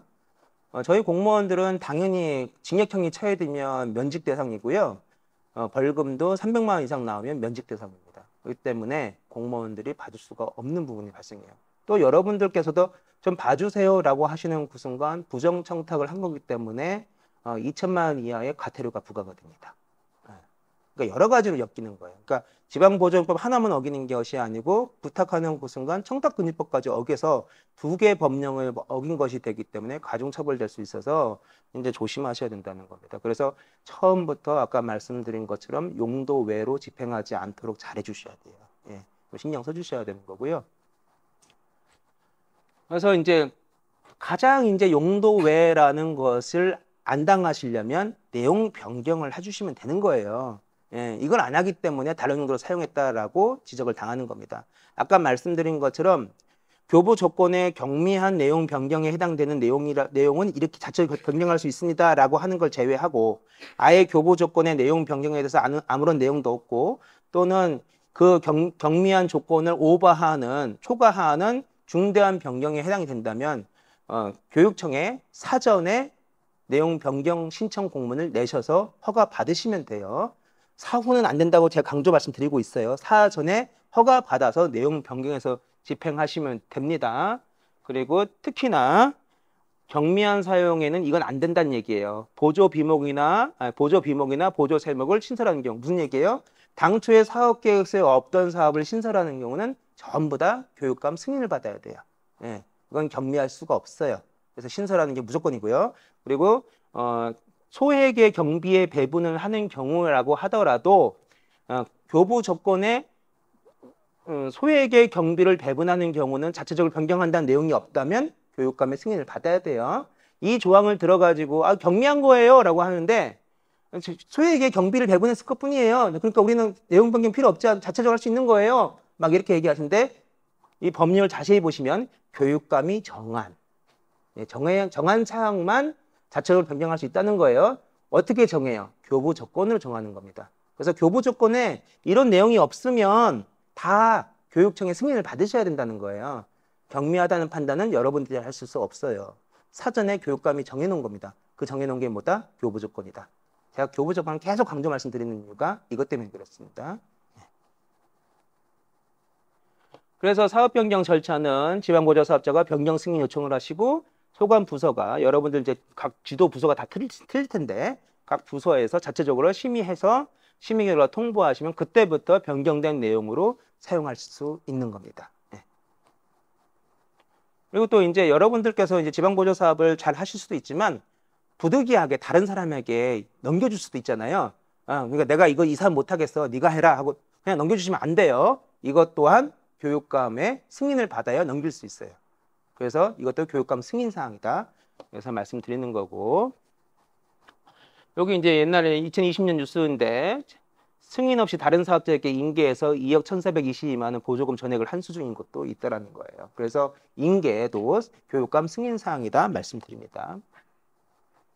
그리고 이제 지방보조법 제16조에 보시면 지방보조금을 교육청에서 현장 점검을 나갈 수 있도록 근거법령이 나와 있습니다. 그래서 갑자기 교육청에서 뭐 며칠 전에 전화해가지고 오늘 저희가 한 일주일 뒤에 지방보조금 현장 상황을 점검 나갈 겁니다 하시면 왜 나와요? 남의 사업장에 이렇게 말씀하시면 안 돼요. 지방보조금법에 현장 상황을 점검할 수가 있도록 되어 있고요. 과거에는 랜덤하게 나갔습니다. 사업자 수도 많고 또 어디가 어떻게 집행하는지 몰라요. 그렇기 때문에 랜덤하게 나갔는데 지금 뭐가 있습니까? 교육청 보태미 시스템이 있잖아요. 보태미를 통해서 매일매일 보조금 집행상을 모니터링할 수 있기 때문에 모니터링 하다 보니까 여기가 좀 이상한 것 같아 라고 하시면 나갈 수 있다는 거예요. 지방보조금 사업비가 왜 이렇게 집행을 못하고 계시지? 또는 지방보조금이 왜 갑자기 크게 나가지? 뭐 이렇게 이상하다? 또는 업로드되는 증빙서류가 좀 부실한데 이러면 나가볼 수 있다는 거죠. 그래서 모니터링해서 나갈 수 있다는 거고요. 그리고 이제 그 수행사항 점검을 하다 보면 뭔가 이제 문제가 발생하면 강제징수나 제재부과금 부과도 당연히 하는데 그 형사의 고의, 거짓, 뭐 부정수급이 확실하다 싶으면 형사소송법에 따라서 고발까지 하도록 지방보조금법에서 또 그리고 지방보조금 관리 기준에서 이렇게 세세하게 실무 절차를 마련해놨기 때문에 형사고발 당할 수도 있기 때문에 뭐 다 투명하고 맑게 하시겠지만 그런 오해를 받지 않도록 잘 서류해 놓으셔야 한다는 말씀 강조드리고요. 뭘 볼 겁니까? 라고 하신다면 뭐 첫 번째는 다른 용도 사용하지 않았는지, 구분 목적 및 교부 조건 준수하고 있는지, 그 다음에 자기부담금이 없는 사업은 상관없는데 자기부담금이 있는 지방보조금 사업을 하신다면 자기부담금이 충실히 관리되고 있는지에 대해서도 볼 예정이에요.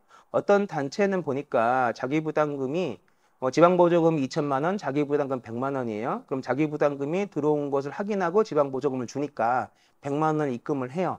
그렇게 이제 자기부담금 통장에 입금을 해요. 그러면 지방보조금 200만 원이 교부 결정이 돼요. 그러면 다시 100만 원을 쏙 전액을 다 인출해 버립니다.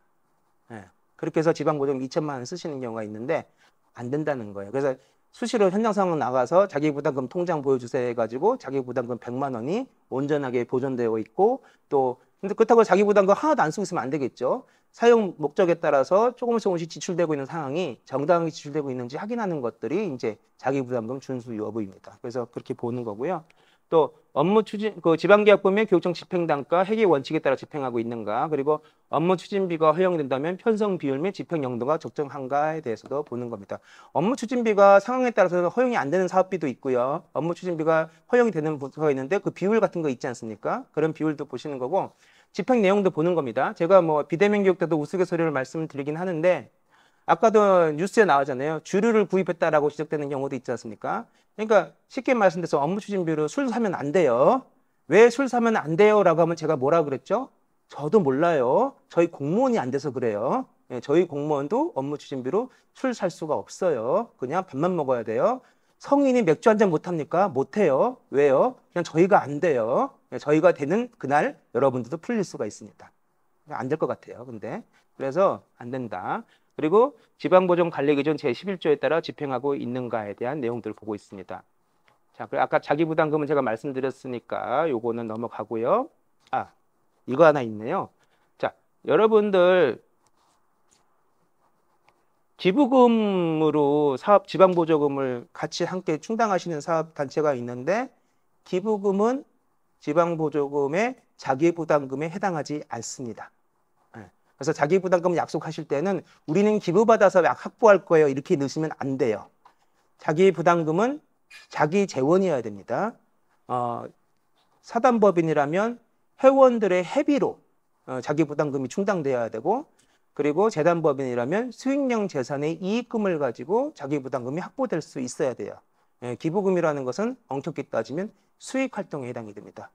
지역의 유지 기업이나 뭐 향토 기업이나 단체들 또는 뭐 개인적인 유지들 찾아가셔서 이만큼 좀 기부 좀 해주세요라고 활동을 하시는 거잖아요. 그렇기 때문에 이게 계획만큼 모집이 될지 안 될지 알 수도 없지만 그 활동 자체는 수익 활동을 봅니다. 그렇기 때문에 나중에 사업계획서 작성하실 때 기부금을 넣고 싶다 하실 때는 수익금 항목으로 넣으셔서 관리되셔야 돼요.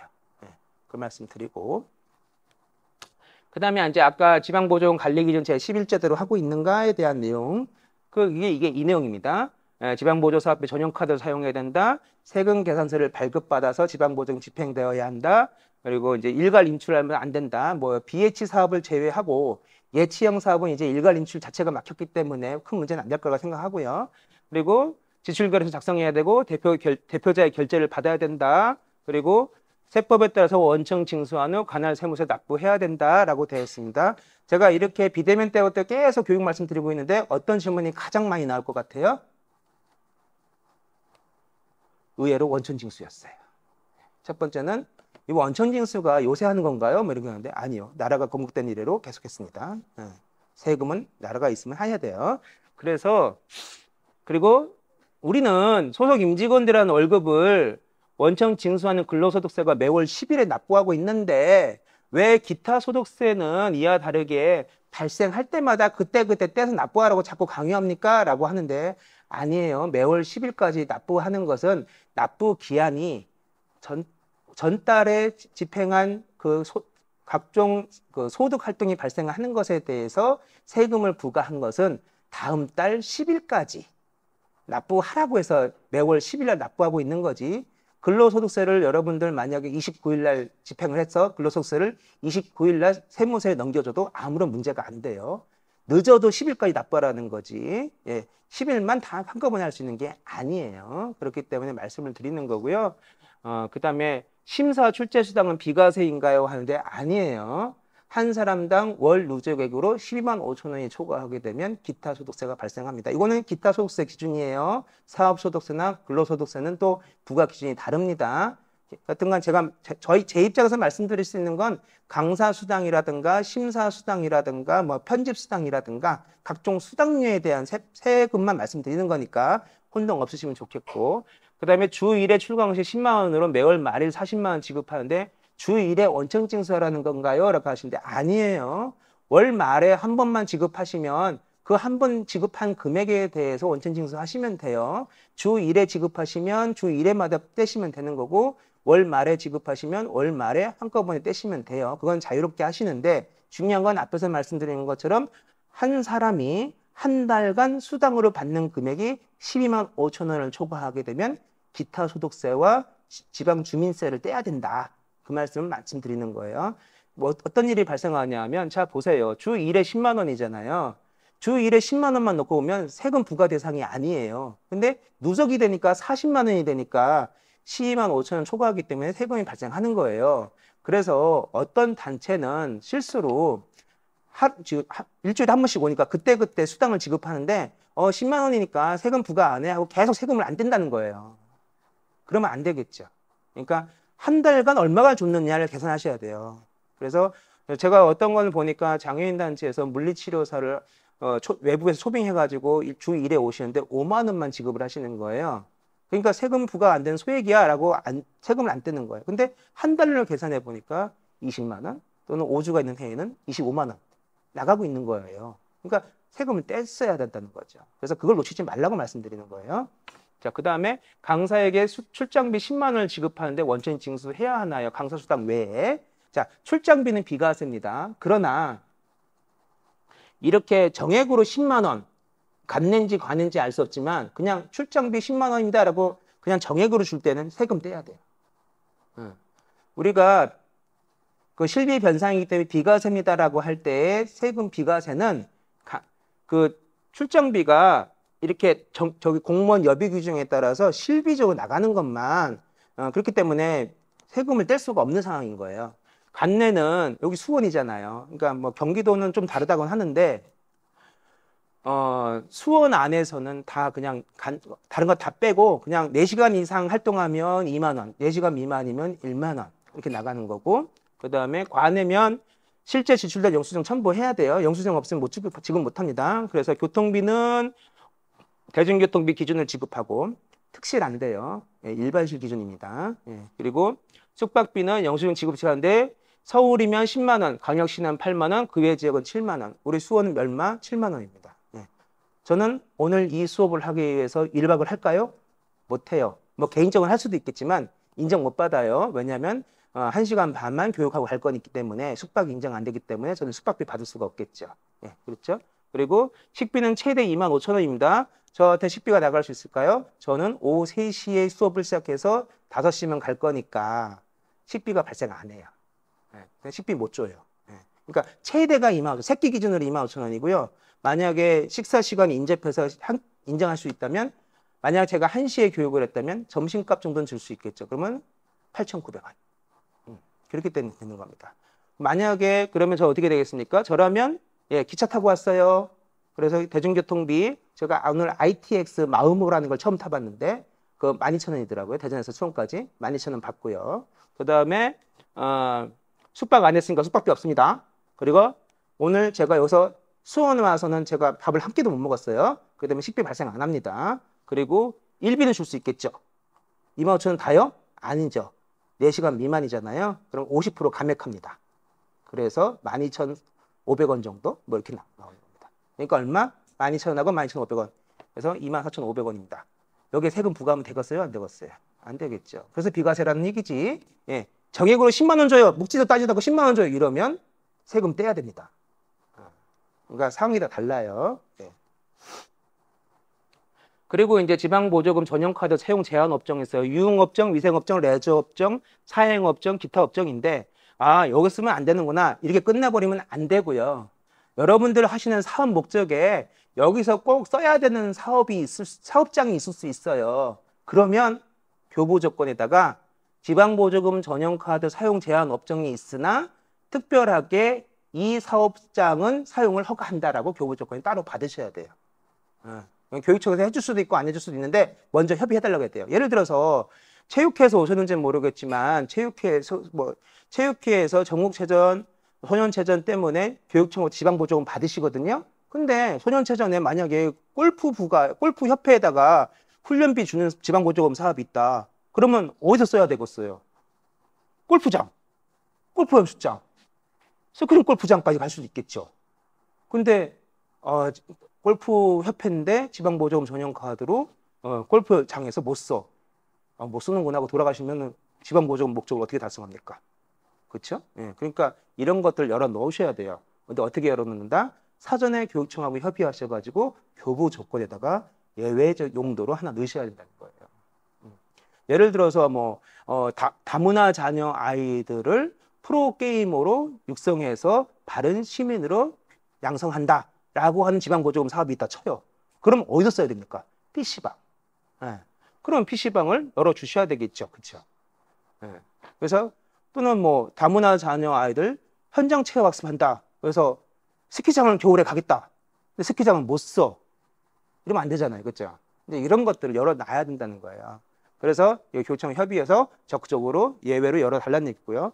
그럼에도 불구하고 죽어도 안 되는 데 있습니다. 카지노. 안 돼요. 성인용품점 절대 쓸 일 없겠죠. 총포점. 그러니까 예외를 한다고 해도 정말 안 되는 데는 안 돼요. 유흥업종은 죽었다 깨도 안 되겠죠. 예, 다 되는 거 아닙니다. 예외적으로.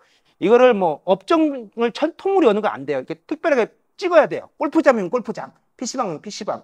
비만 아동을 위해서 운동시키겠다. 어디? 헬스클럽. 예. 목적이 정확해야 돼요. 예.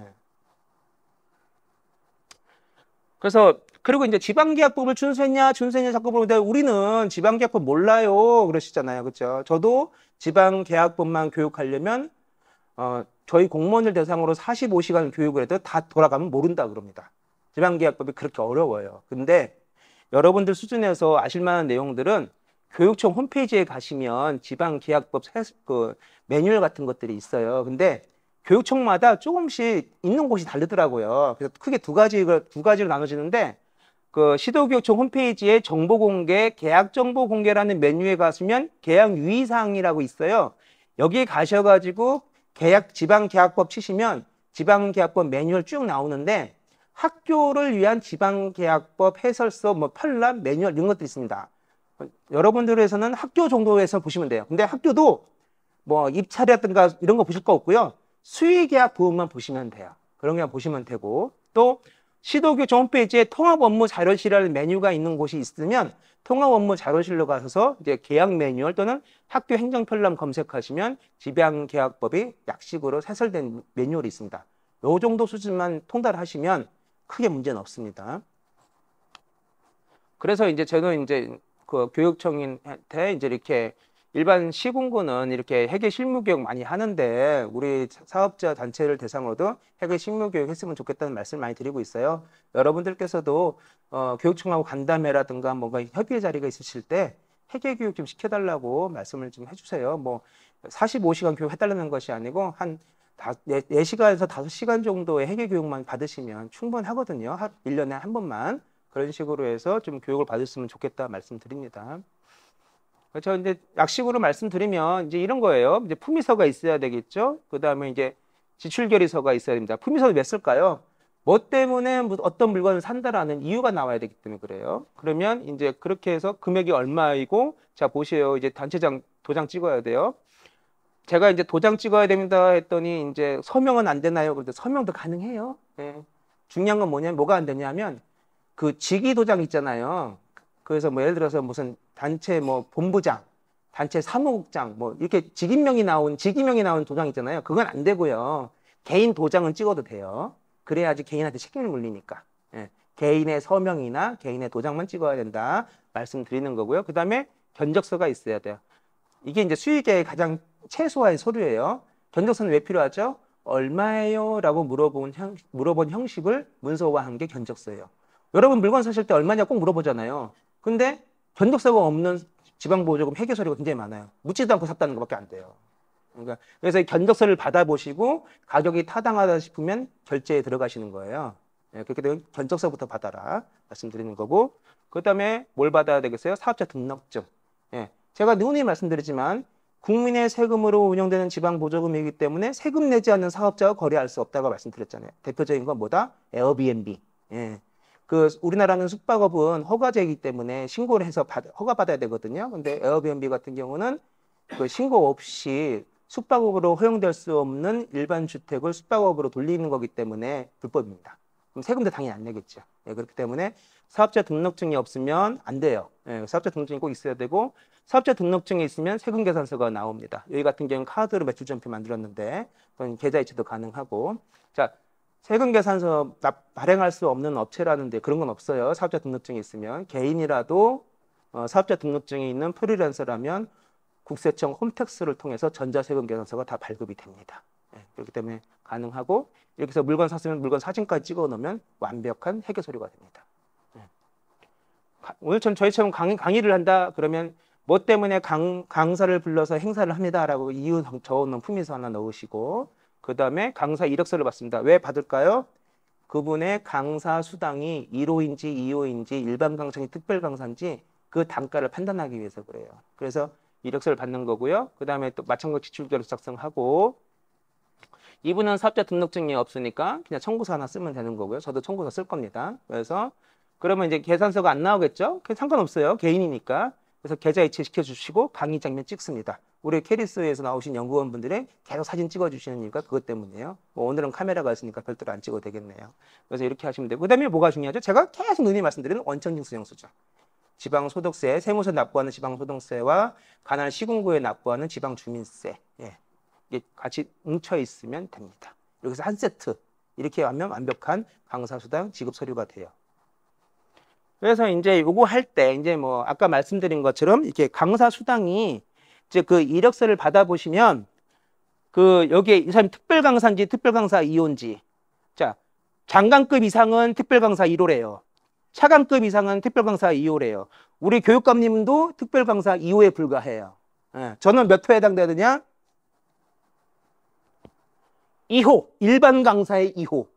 그래서 5급 이하 공무원, 저는 5급이거든요. 그래서 5급 이하 공무원에 해당돼서 시간당 9만 원, 초과 시간당 1시간당 6만 원에서 2시간을 한다면 15만 원 정도 지급이 가능합니다. 무슨 얘기냐면 강사 수당을 이 사람은 잘생겨서 30만 원, 이 사람은 못생겨서 10만 원 이렇게 못 준다는 얘기예요. 객관적인 이력을 보고 그에 맞춰서 사전에 정해놓은 자격 기준에 충족되는지를 보고 드려야 한다는 겁니다. 예. 그 단가를 강사 수당만 이렇게 있는 것이 아니고 매식비 단가도 있고 물건 구입 단가도 있고 많이 있잖아요. 그런 단가를 어디서 구해야 되느냐라고 하신다면 첫 번째는 지방보조금 교부할 때 교부 신청 공고가 떴을 때 지방보조사업 신청하세요라고 신청 공고가 떴을 때 거기에 단가가 첨부되어 나오는 경우가 있습니다.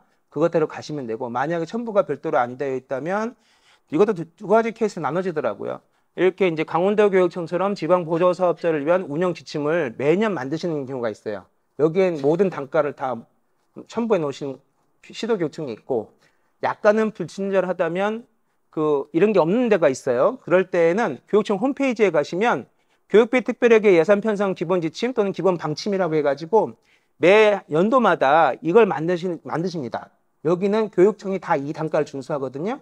그러니까 여러분들도 똑같이 이 교육청의 예산 편성 기본 지침에 있는 단가를 준수하시면 돼요. 예, 그래서 이걸 찾아보시면 돼요. 그래서 둘 다 교육청 홈페이지에 있으니까 검색을 해보시면 나온다.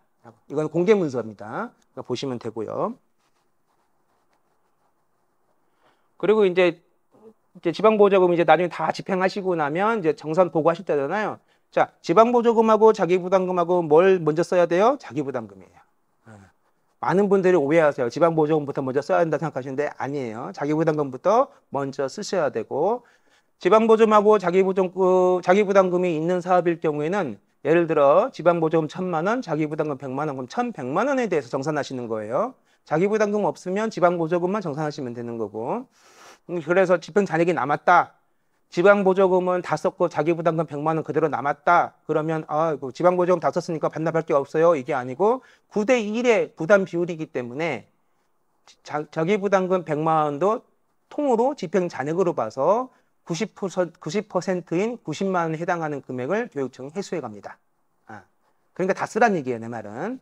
그리고 만약에 남는다면 반납하세요. 그렇다고 해서 무리하게 지출하시면 안 됩니다. 반납을 두려워하지 마세요. 예. 그 다음에 회계서류하고 징빙자료 원본은 사업자가 보관하고 관련 사본 일체는 정산 시 교육청에 제출합니다. 오프라인으로 제출하시는 거고 오프라인으로 보관하시는 거예요. 교육청 보탬에 다 올릴 수가 없어요. 특히나 경기도는 다른 시도보다 보조 사업자도 많으시고 사업량도 많으시기 때문에 교육청 보탬이 하드디스크 용량이 쉽게 말해서 버티질 못해요. 예, 그렇기 때문에 그 처음에 이제 매일매일 집행하는 증빙 서류는 그 뭐 계산서라든가 견적서라든가 그 정도 수준에서 올려주시고 나중에 이제 보조 사업에 대한 정산을 하실 때는 통으로 회계 증빙 서류하고 사업 성과 보고서 있지 않습니까? 그걸 통으로 그냥 제출해 주시면 돼요. 그래서 그때 다 넣어달라. 저기 교육청 보탬이 업로드 못한 모든 증빙 서류는 다 거기에 넣어라라고 말씀드리고 몇 년간 보관한다고 했죠? 5년. 네, 5년만 보관하시면 돼요. 이거 5년간 보관 안 하시도 지방보조금법에 의해서 처벌받습니다. 그래서 5년 이상은 아니 5년 최소 5년은 보관해달라 말씀드리고 그리고 뭐 이거 다 아실만한 내용이고 이게 집행자의 해소를 위해서 사업 종료 시기에 무리한 실수하시면 안 된다는 거 다시 한번 강조 말씀드려요. 제가 왜 강조드리겠어요? 이런 경우가 너무 흔해서 그래요. 네. 그리고 이제 운영평가가 있습니다. 성과평가, 유지필성평가라고 해서 뭐 여러분들보다는 교육청이 이제 신경 써야 될 분이긴 한데 성과평가는 1년 단위로 성과평가고 요거는 그 다음 연도 지방보조금 사업의 증액을 결정하는 근거 자료가 되고요. 유지필성평가는 지방보조 사업 자체를 폐지할 거냐, 유지할 거냐를 따지는 근거 평가입니다. 자, 예전에는요, 교육청이 마음이 착하셔가지고 저희뿐만이 아니고 일반 지방자치단체도 마음이 착하셔가지고 다 보통 이상이라고 다 훌륭하게 줬어요. 웬만하면 다 보통 이상, 매우 우수 이렇게 줬는데 그러다 보니까 행정안전부에서 지방보조금 관리기준 변경하면서 개정하면서 절대평가가 아닌 상대평가로 바꿔라라고 바뀌었습니다. 그래서 누군가는 미흡이나 매우 미흡으로 가야 됩니다. 그렇게 되면 예산이 감액되거나 그 사업 자체가 없어질 수가 있습니다. 이게 뭐 교육청이 나빠서 그런 게 아니고요. 지방보조금 관리기준이라는 그 훈령이 행정안전부 훈령이 변경돼가지고 누군가는 갖다 놓도록 그래서 5단계 평가거든요. 매우 우수부터 매우 미흡까지인데 20%씩 다 할당을 해야 돼요. 그래서 전체 사업자에.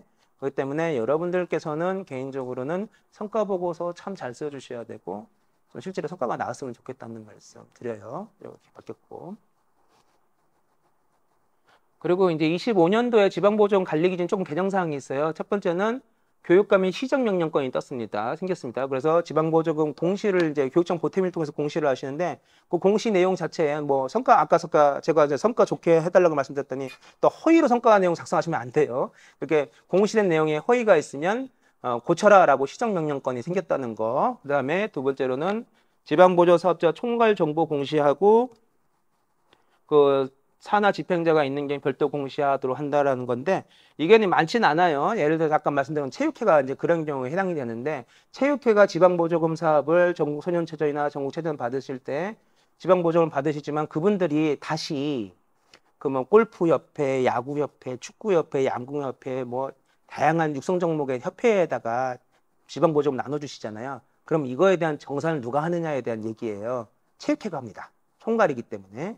그리고 별도로 이제 그 야구협회면 야구협회, 축구협회면 축구협회 할당 받은 지방보조금 범위 내에서 별도로 정산할 수 있다는 얘기를 하고 있는 겁니다.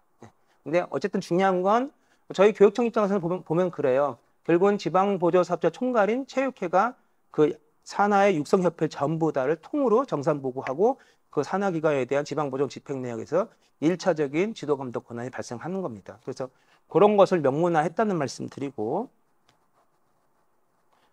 그 다음에 이제 저희가 그동안 이제 교육감이 교육청 보탬위를 통해서 모니터링하고 부정수급에 대해서 지도감독권을 행사했는데 교육부 장관이 교육청 보탬위를 통해서도 모니터링할 수 있는 근거법령이 생겼다는 거. 그렇기 때문에 무슨 얘기냐면 저희 교육청도 들여다보지만 교육부도 들여다볼 수 있다는 거예요. 그리고 들여다보고 교육청이 안 하고 있는 것 같으면 전화해서 또는 공문으로 여기 뭐 특정 A 교육청한테 그쪽에 무슨 비단체가 보조사업 하는 것에 대해 좀 이상합니다. 현지 지도 행사하십시오라고 하면은 나가봐야 된다는 얘기예요. 그래서 이런 모니터링가 생겼으니까 요거에 대해서 좀 신경 좀 써주십사 부탁드립니다. 네. 그래서 사례 연습 몇 가지 말씀드려볼게요. 요거는 저희 사례는 출처는 주로 이제 경기도청입니다. 경기도 교육청 게 아니고 경기도청이에요. 저희 경기도 교육청이나 17개 시도 교육청의 그 보조금 사례는 많지 않아서 일단은 현장 점검이나 지도 점검한 게 몇 년 안 됐기 때문에 많이 누적되지 않아서 일단은 일반 시자체 기준으로 해서 21년도 경기도청 청소년과에서 나온 사례집하고 그다음에 23년도에 경기도 하남시에서 나온 사례집을 가지고 말씀을 드려볼게요. 점심시간에 식대 명목으로 36,000원 지출했다. 자, 여러분 매식비 많이 쓰시잖아요. 매식비 할 때는요, 낮에는 집행이 안 돼요. 언제 집행이 되냐? 해가 지고라고 돼 있어요. 일몰 후에 초과로 근무할 때만 가능하다. 일몰이 몇 시를 얘기하는 겁니까? 통상적으로는 6시 이후입니다. 그래서 초과 근무한다고 해서 매식비를 쓸 수 있는데 매식비 9,000원 단가잖아요. 그 9,000원 단가는 저녁 시간에만 집행이 가능하고 낮에 점심 먹는 거는 매식비 집행이 안 돼요. 그래서 이거 안 되고 강사에 대해서도 이 사람이 고생 많이 했는데 점심 사주고 싶어요. 하지만 그 사람이 7시간 이상 교육을 한다 그러면 점심을 사줄 수 있습니다. 저는 1시간 반밖에 안 됐기 때문에 점심 못 사주시는 거예요. 우리 캐리스에서. 네. 자, 그다음에 이제 중식비 55,900원 7만 원 집행했는데 요건 이제 업무 추진비를 쓴 거예요. 근데 누가 참석했는지 그리고 몇 명이 참석했는지 이 인당 단가가 나오잖아요. 예, 우리 공무원이 그래요. 1인당 25,000원 초과를 못해요. 예, 그렇기 때문에 단가를 오버했는지 보고 싶은데 몇 명이 먹었는지 나오지 않는다는 거예요. 그거 지적된 사례고. 이것도 있죠. 사업 종료일이 10월 25일인데 10월 30일에 중식비가 무단 지출했다. 이게 이렇게 사업이 종료되면 멈춰야 돼요. 예, 이거 지적된 사례고. 비상약 구매했는데 영수증이 없다. 그리고 강사료를 줬는데 원천 징수 안 했다. 일반 지자체하고 일하시는 보조사업자분들도 똑같아요. 원청 지수를 그렇게 잘 안 하시네. 그래서 원청 지수를 꼭 해주십사 말씀드리는 거고. 그리고 이제 강사 프로필 누락했다. 강사 프로필 누락한 게 문제가 되는 게 아니고 강사비를 60만 원 줬는데 이 사람이 뭔데 60만 원을 받았느냐를 알고 싶은 거예요. 단순히 시간이 많다고 해서 60만 원 줄 수 있는 게 아닙니다. 아까 말씀드렸잖아요. 그 사람이 변호사냐, 교수냐, 장차관이냐, 교육감이냐, 뭐 전문 직종이냐, 뭐냐 판단을 해야 그 단가가 우리 교육청 지침에 단가가 있잖아요. 그 단가에 몇 시간을 교육했길래 60만 원이 나오냐를 보는 거예요. 근데 일단 기초적인 프로필이 없으니까 60만 원이 타당한지 알 수 방법이 없잖아요. 그러니까 있어야 된다는 얘기예요. 그 다음에 아까 말씀드렸죠. 사상치성 물품 구입했다고 걸린 거예요. 접이식 기자 이게 뭐 얼마나 하겠습니까? 11만 7천 원. 예전에 거니까 디지털 카메라 30만 원. 소소하게 썼다고 지적된 사항입니다. 아까 그 뉴스에서 보면은 노트북 176만 원짜리 산 것도 걸렸는데 그에 비하면 되게 소액이잖아요. 그럼에도 안 된다는 겁니다. 렌탈 하셔야 돼요. 그리고 사전 답사 갔으면 그 증빙 서류가 없다. 그리고 유땡땡에게 출장료비 20만 원 줬는데 이 출장이 뭔지 근거 서류가 없어. 예. 그래서 안 된다는 거고요. 그리고 인쇄료가 입금됐는데 워크북이면 그 인쇄물 사본이 있어야 되는데 없다는 거예요. 만약에 여러분들께서 보조금으로 책자를 인쇄한다 하시면 책을 증빙서류에 붙이셔야 돼요. 근데 책이 너무 두꺼워서 붙일 수가 없어요. 그러면 원고라도 끼워 넣어야 됩니다. 가장 좋은 건 사진이겠죠. 그렇죠? 예, 그렇게 해서 인쇄물이 있어야 된다는 거. 그리고 이제 그런 것도 잘 판단하셔야 되는데 제가 어떤 사례를 보니까 300명이 300개의 책자를 인쇄했습니다라고 했는데 비대면 교육이었어요. 그럼 책은 대체 누구한테 가는데 300개를 인쇄했을까에 대한 의문이 생기지 않습니까? 그러니까 그 비대면이면 책자 인쇄 필요 없죠. PDF만 제공하면 그만이잖아요. 그러니까 그 꼭 인쇄가 필요한가에 대해서도 여러분 뭐가 되죠? 낭비성 예산이다라고 지적을 받는 거예요. 예. 그래서 판단하셔야 한다는 얘기고. 이제 근거 없이 기획자 수당 지급했다 지적받은 상황. 그리고 이게 강사를 초빙해서 교육을 해서 그 교육장을 임체를 했는데 30만 원 지급했는데 이게 뭐 현금 영수증, 계좌이체 내역서, 입체 영수증 이런 게 하나도 없어. 그냥 30만 원 줬다고만 돼 있는 거야. 안 된다는 거죠. 제3자가 봐서 이해될 수 있도록 서류가 갖춰져야 돼요.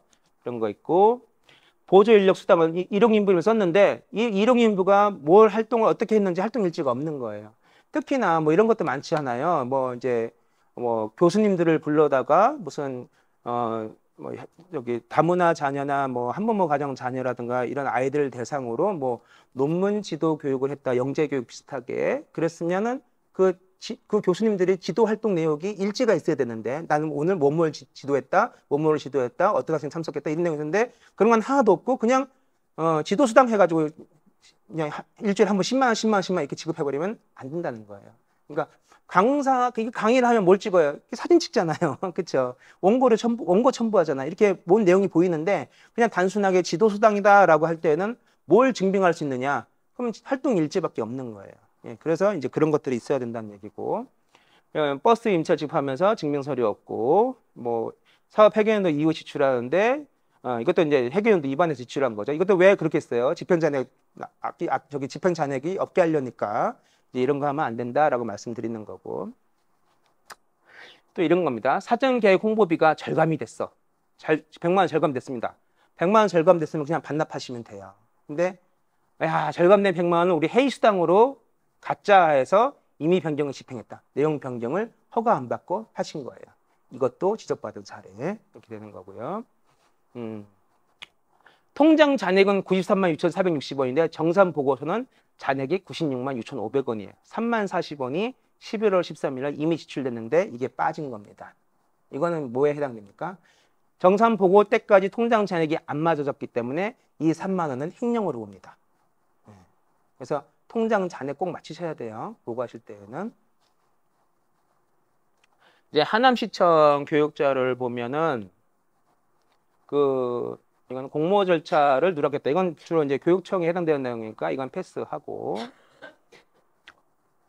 요거는 이제 K센터 운영 보조금인데 자부담금을 확보하도록 했는데 자부담금 확인 없이 이 하남시청에서 그냥 보조금 줬다라고 지적된 사례. 그러니까 여러분들 이제 실무적으로 자부담 통장 갖고 오세요라고 할 때 스트레스 받지 마세요. 이제 공무원들도 이게 없으면 그냥 무단을 주면 지적을 받기 때문에 얘기하는 거니까 하시고.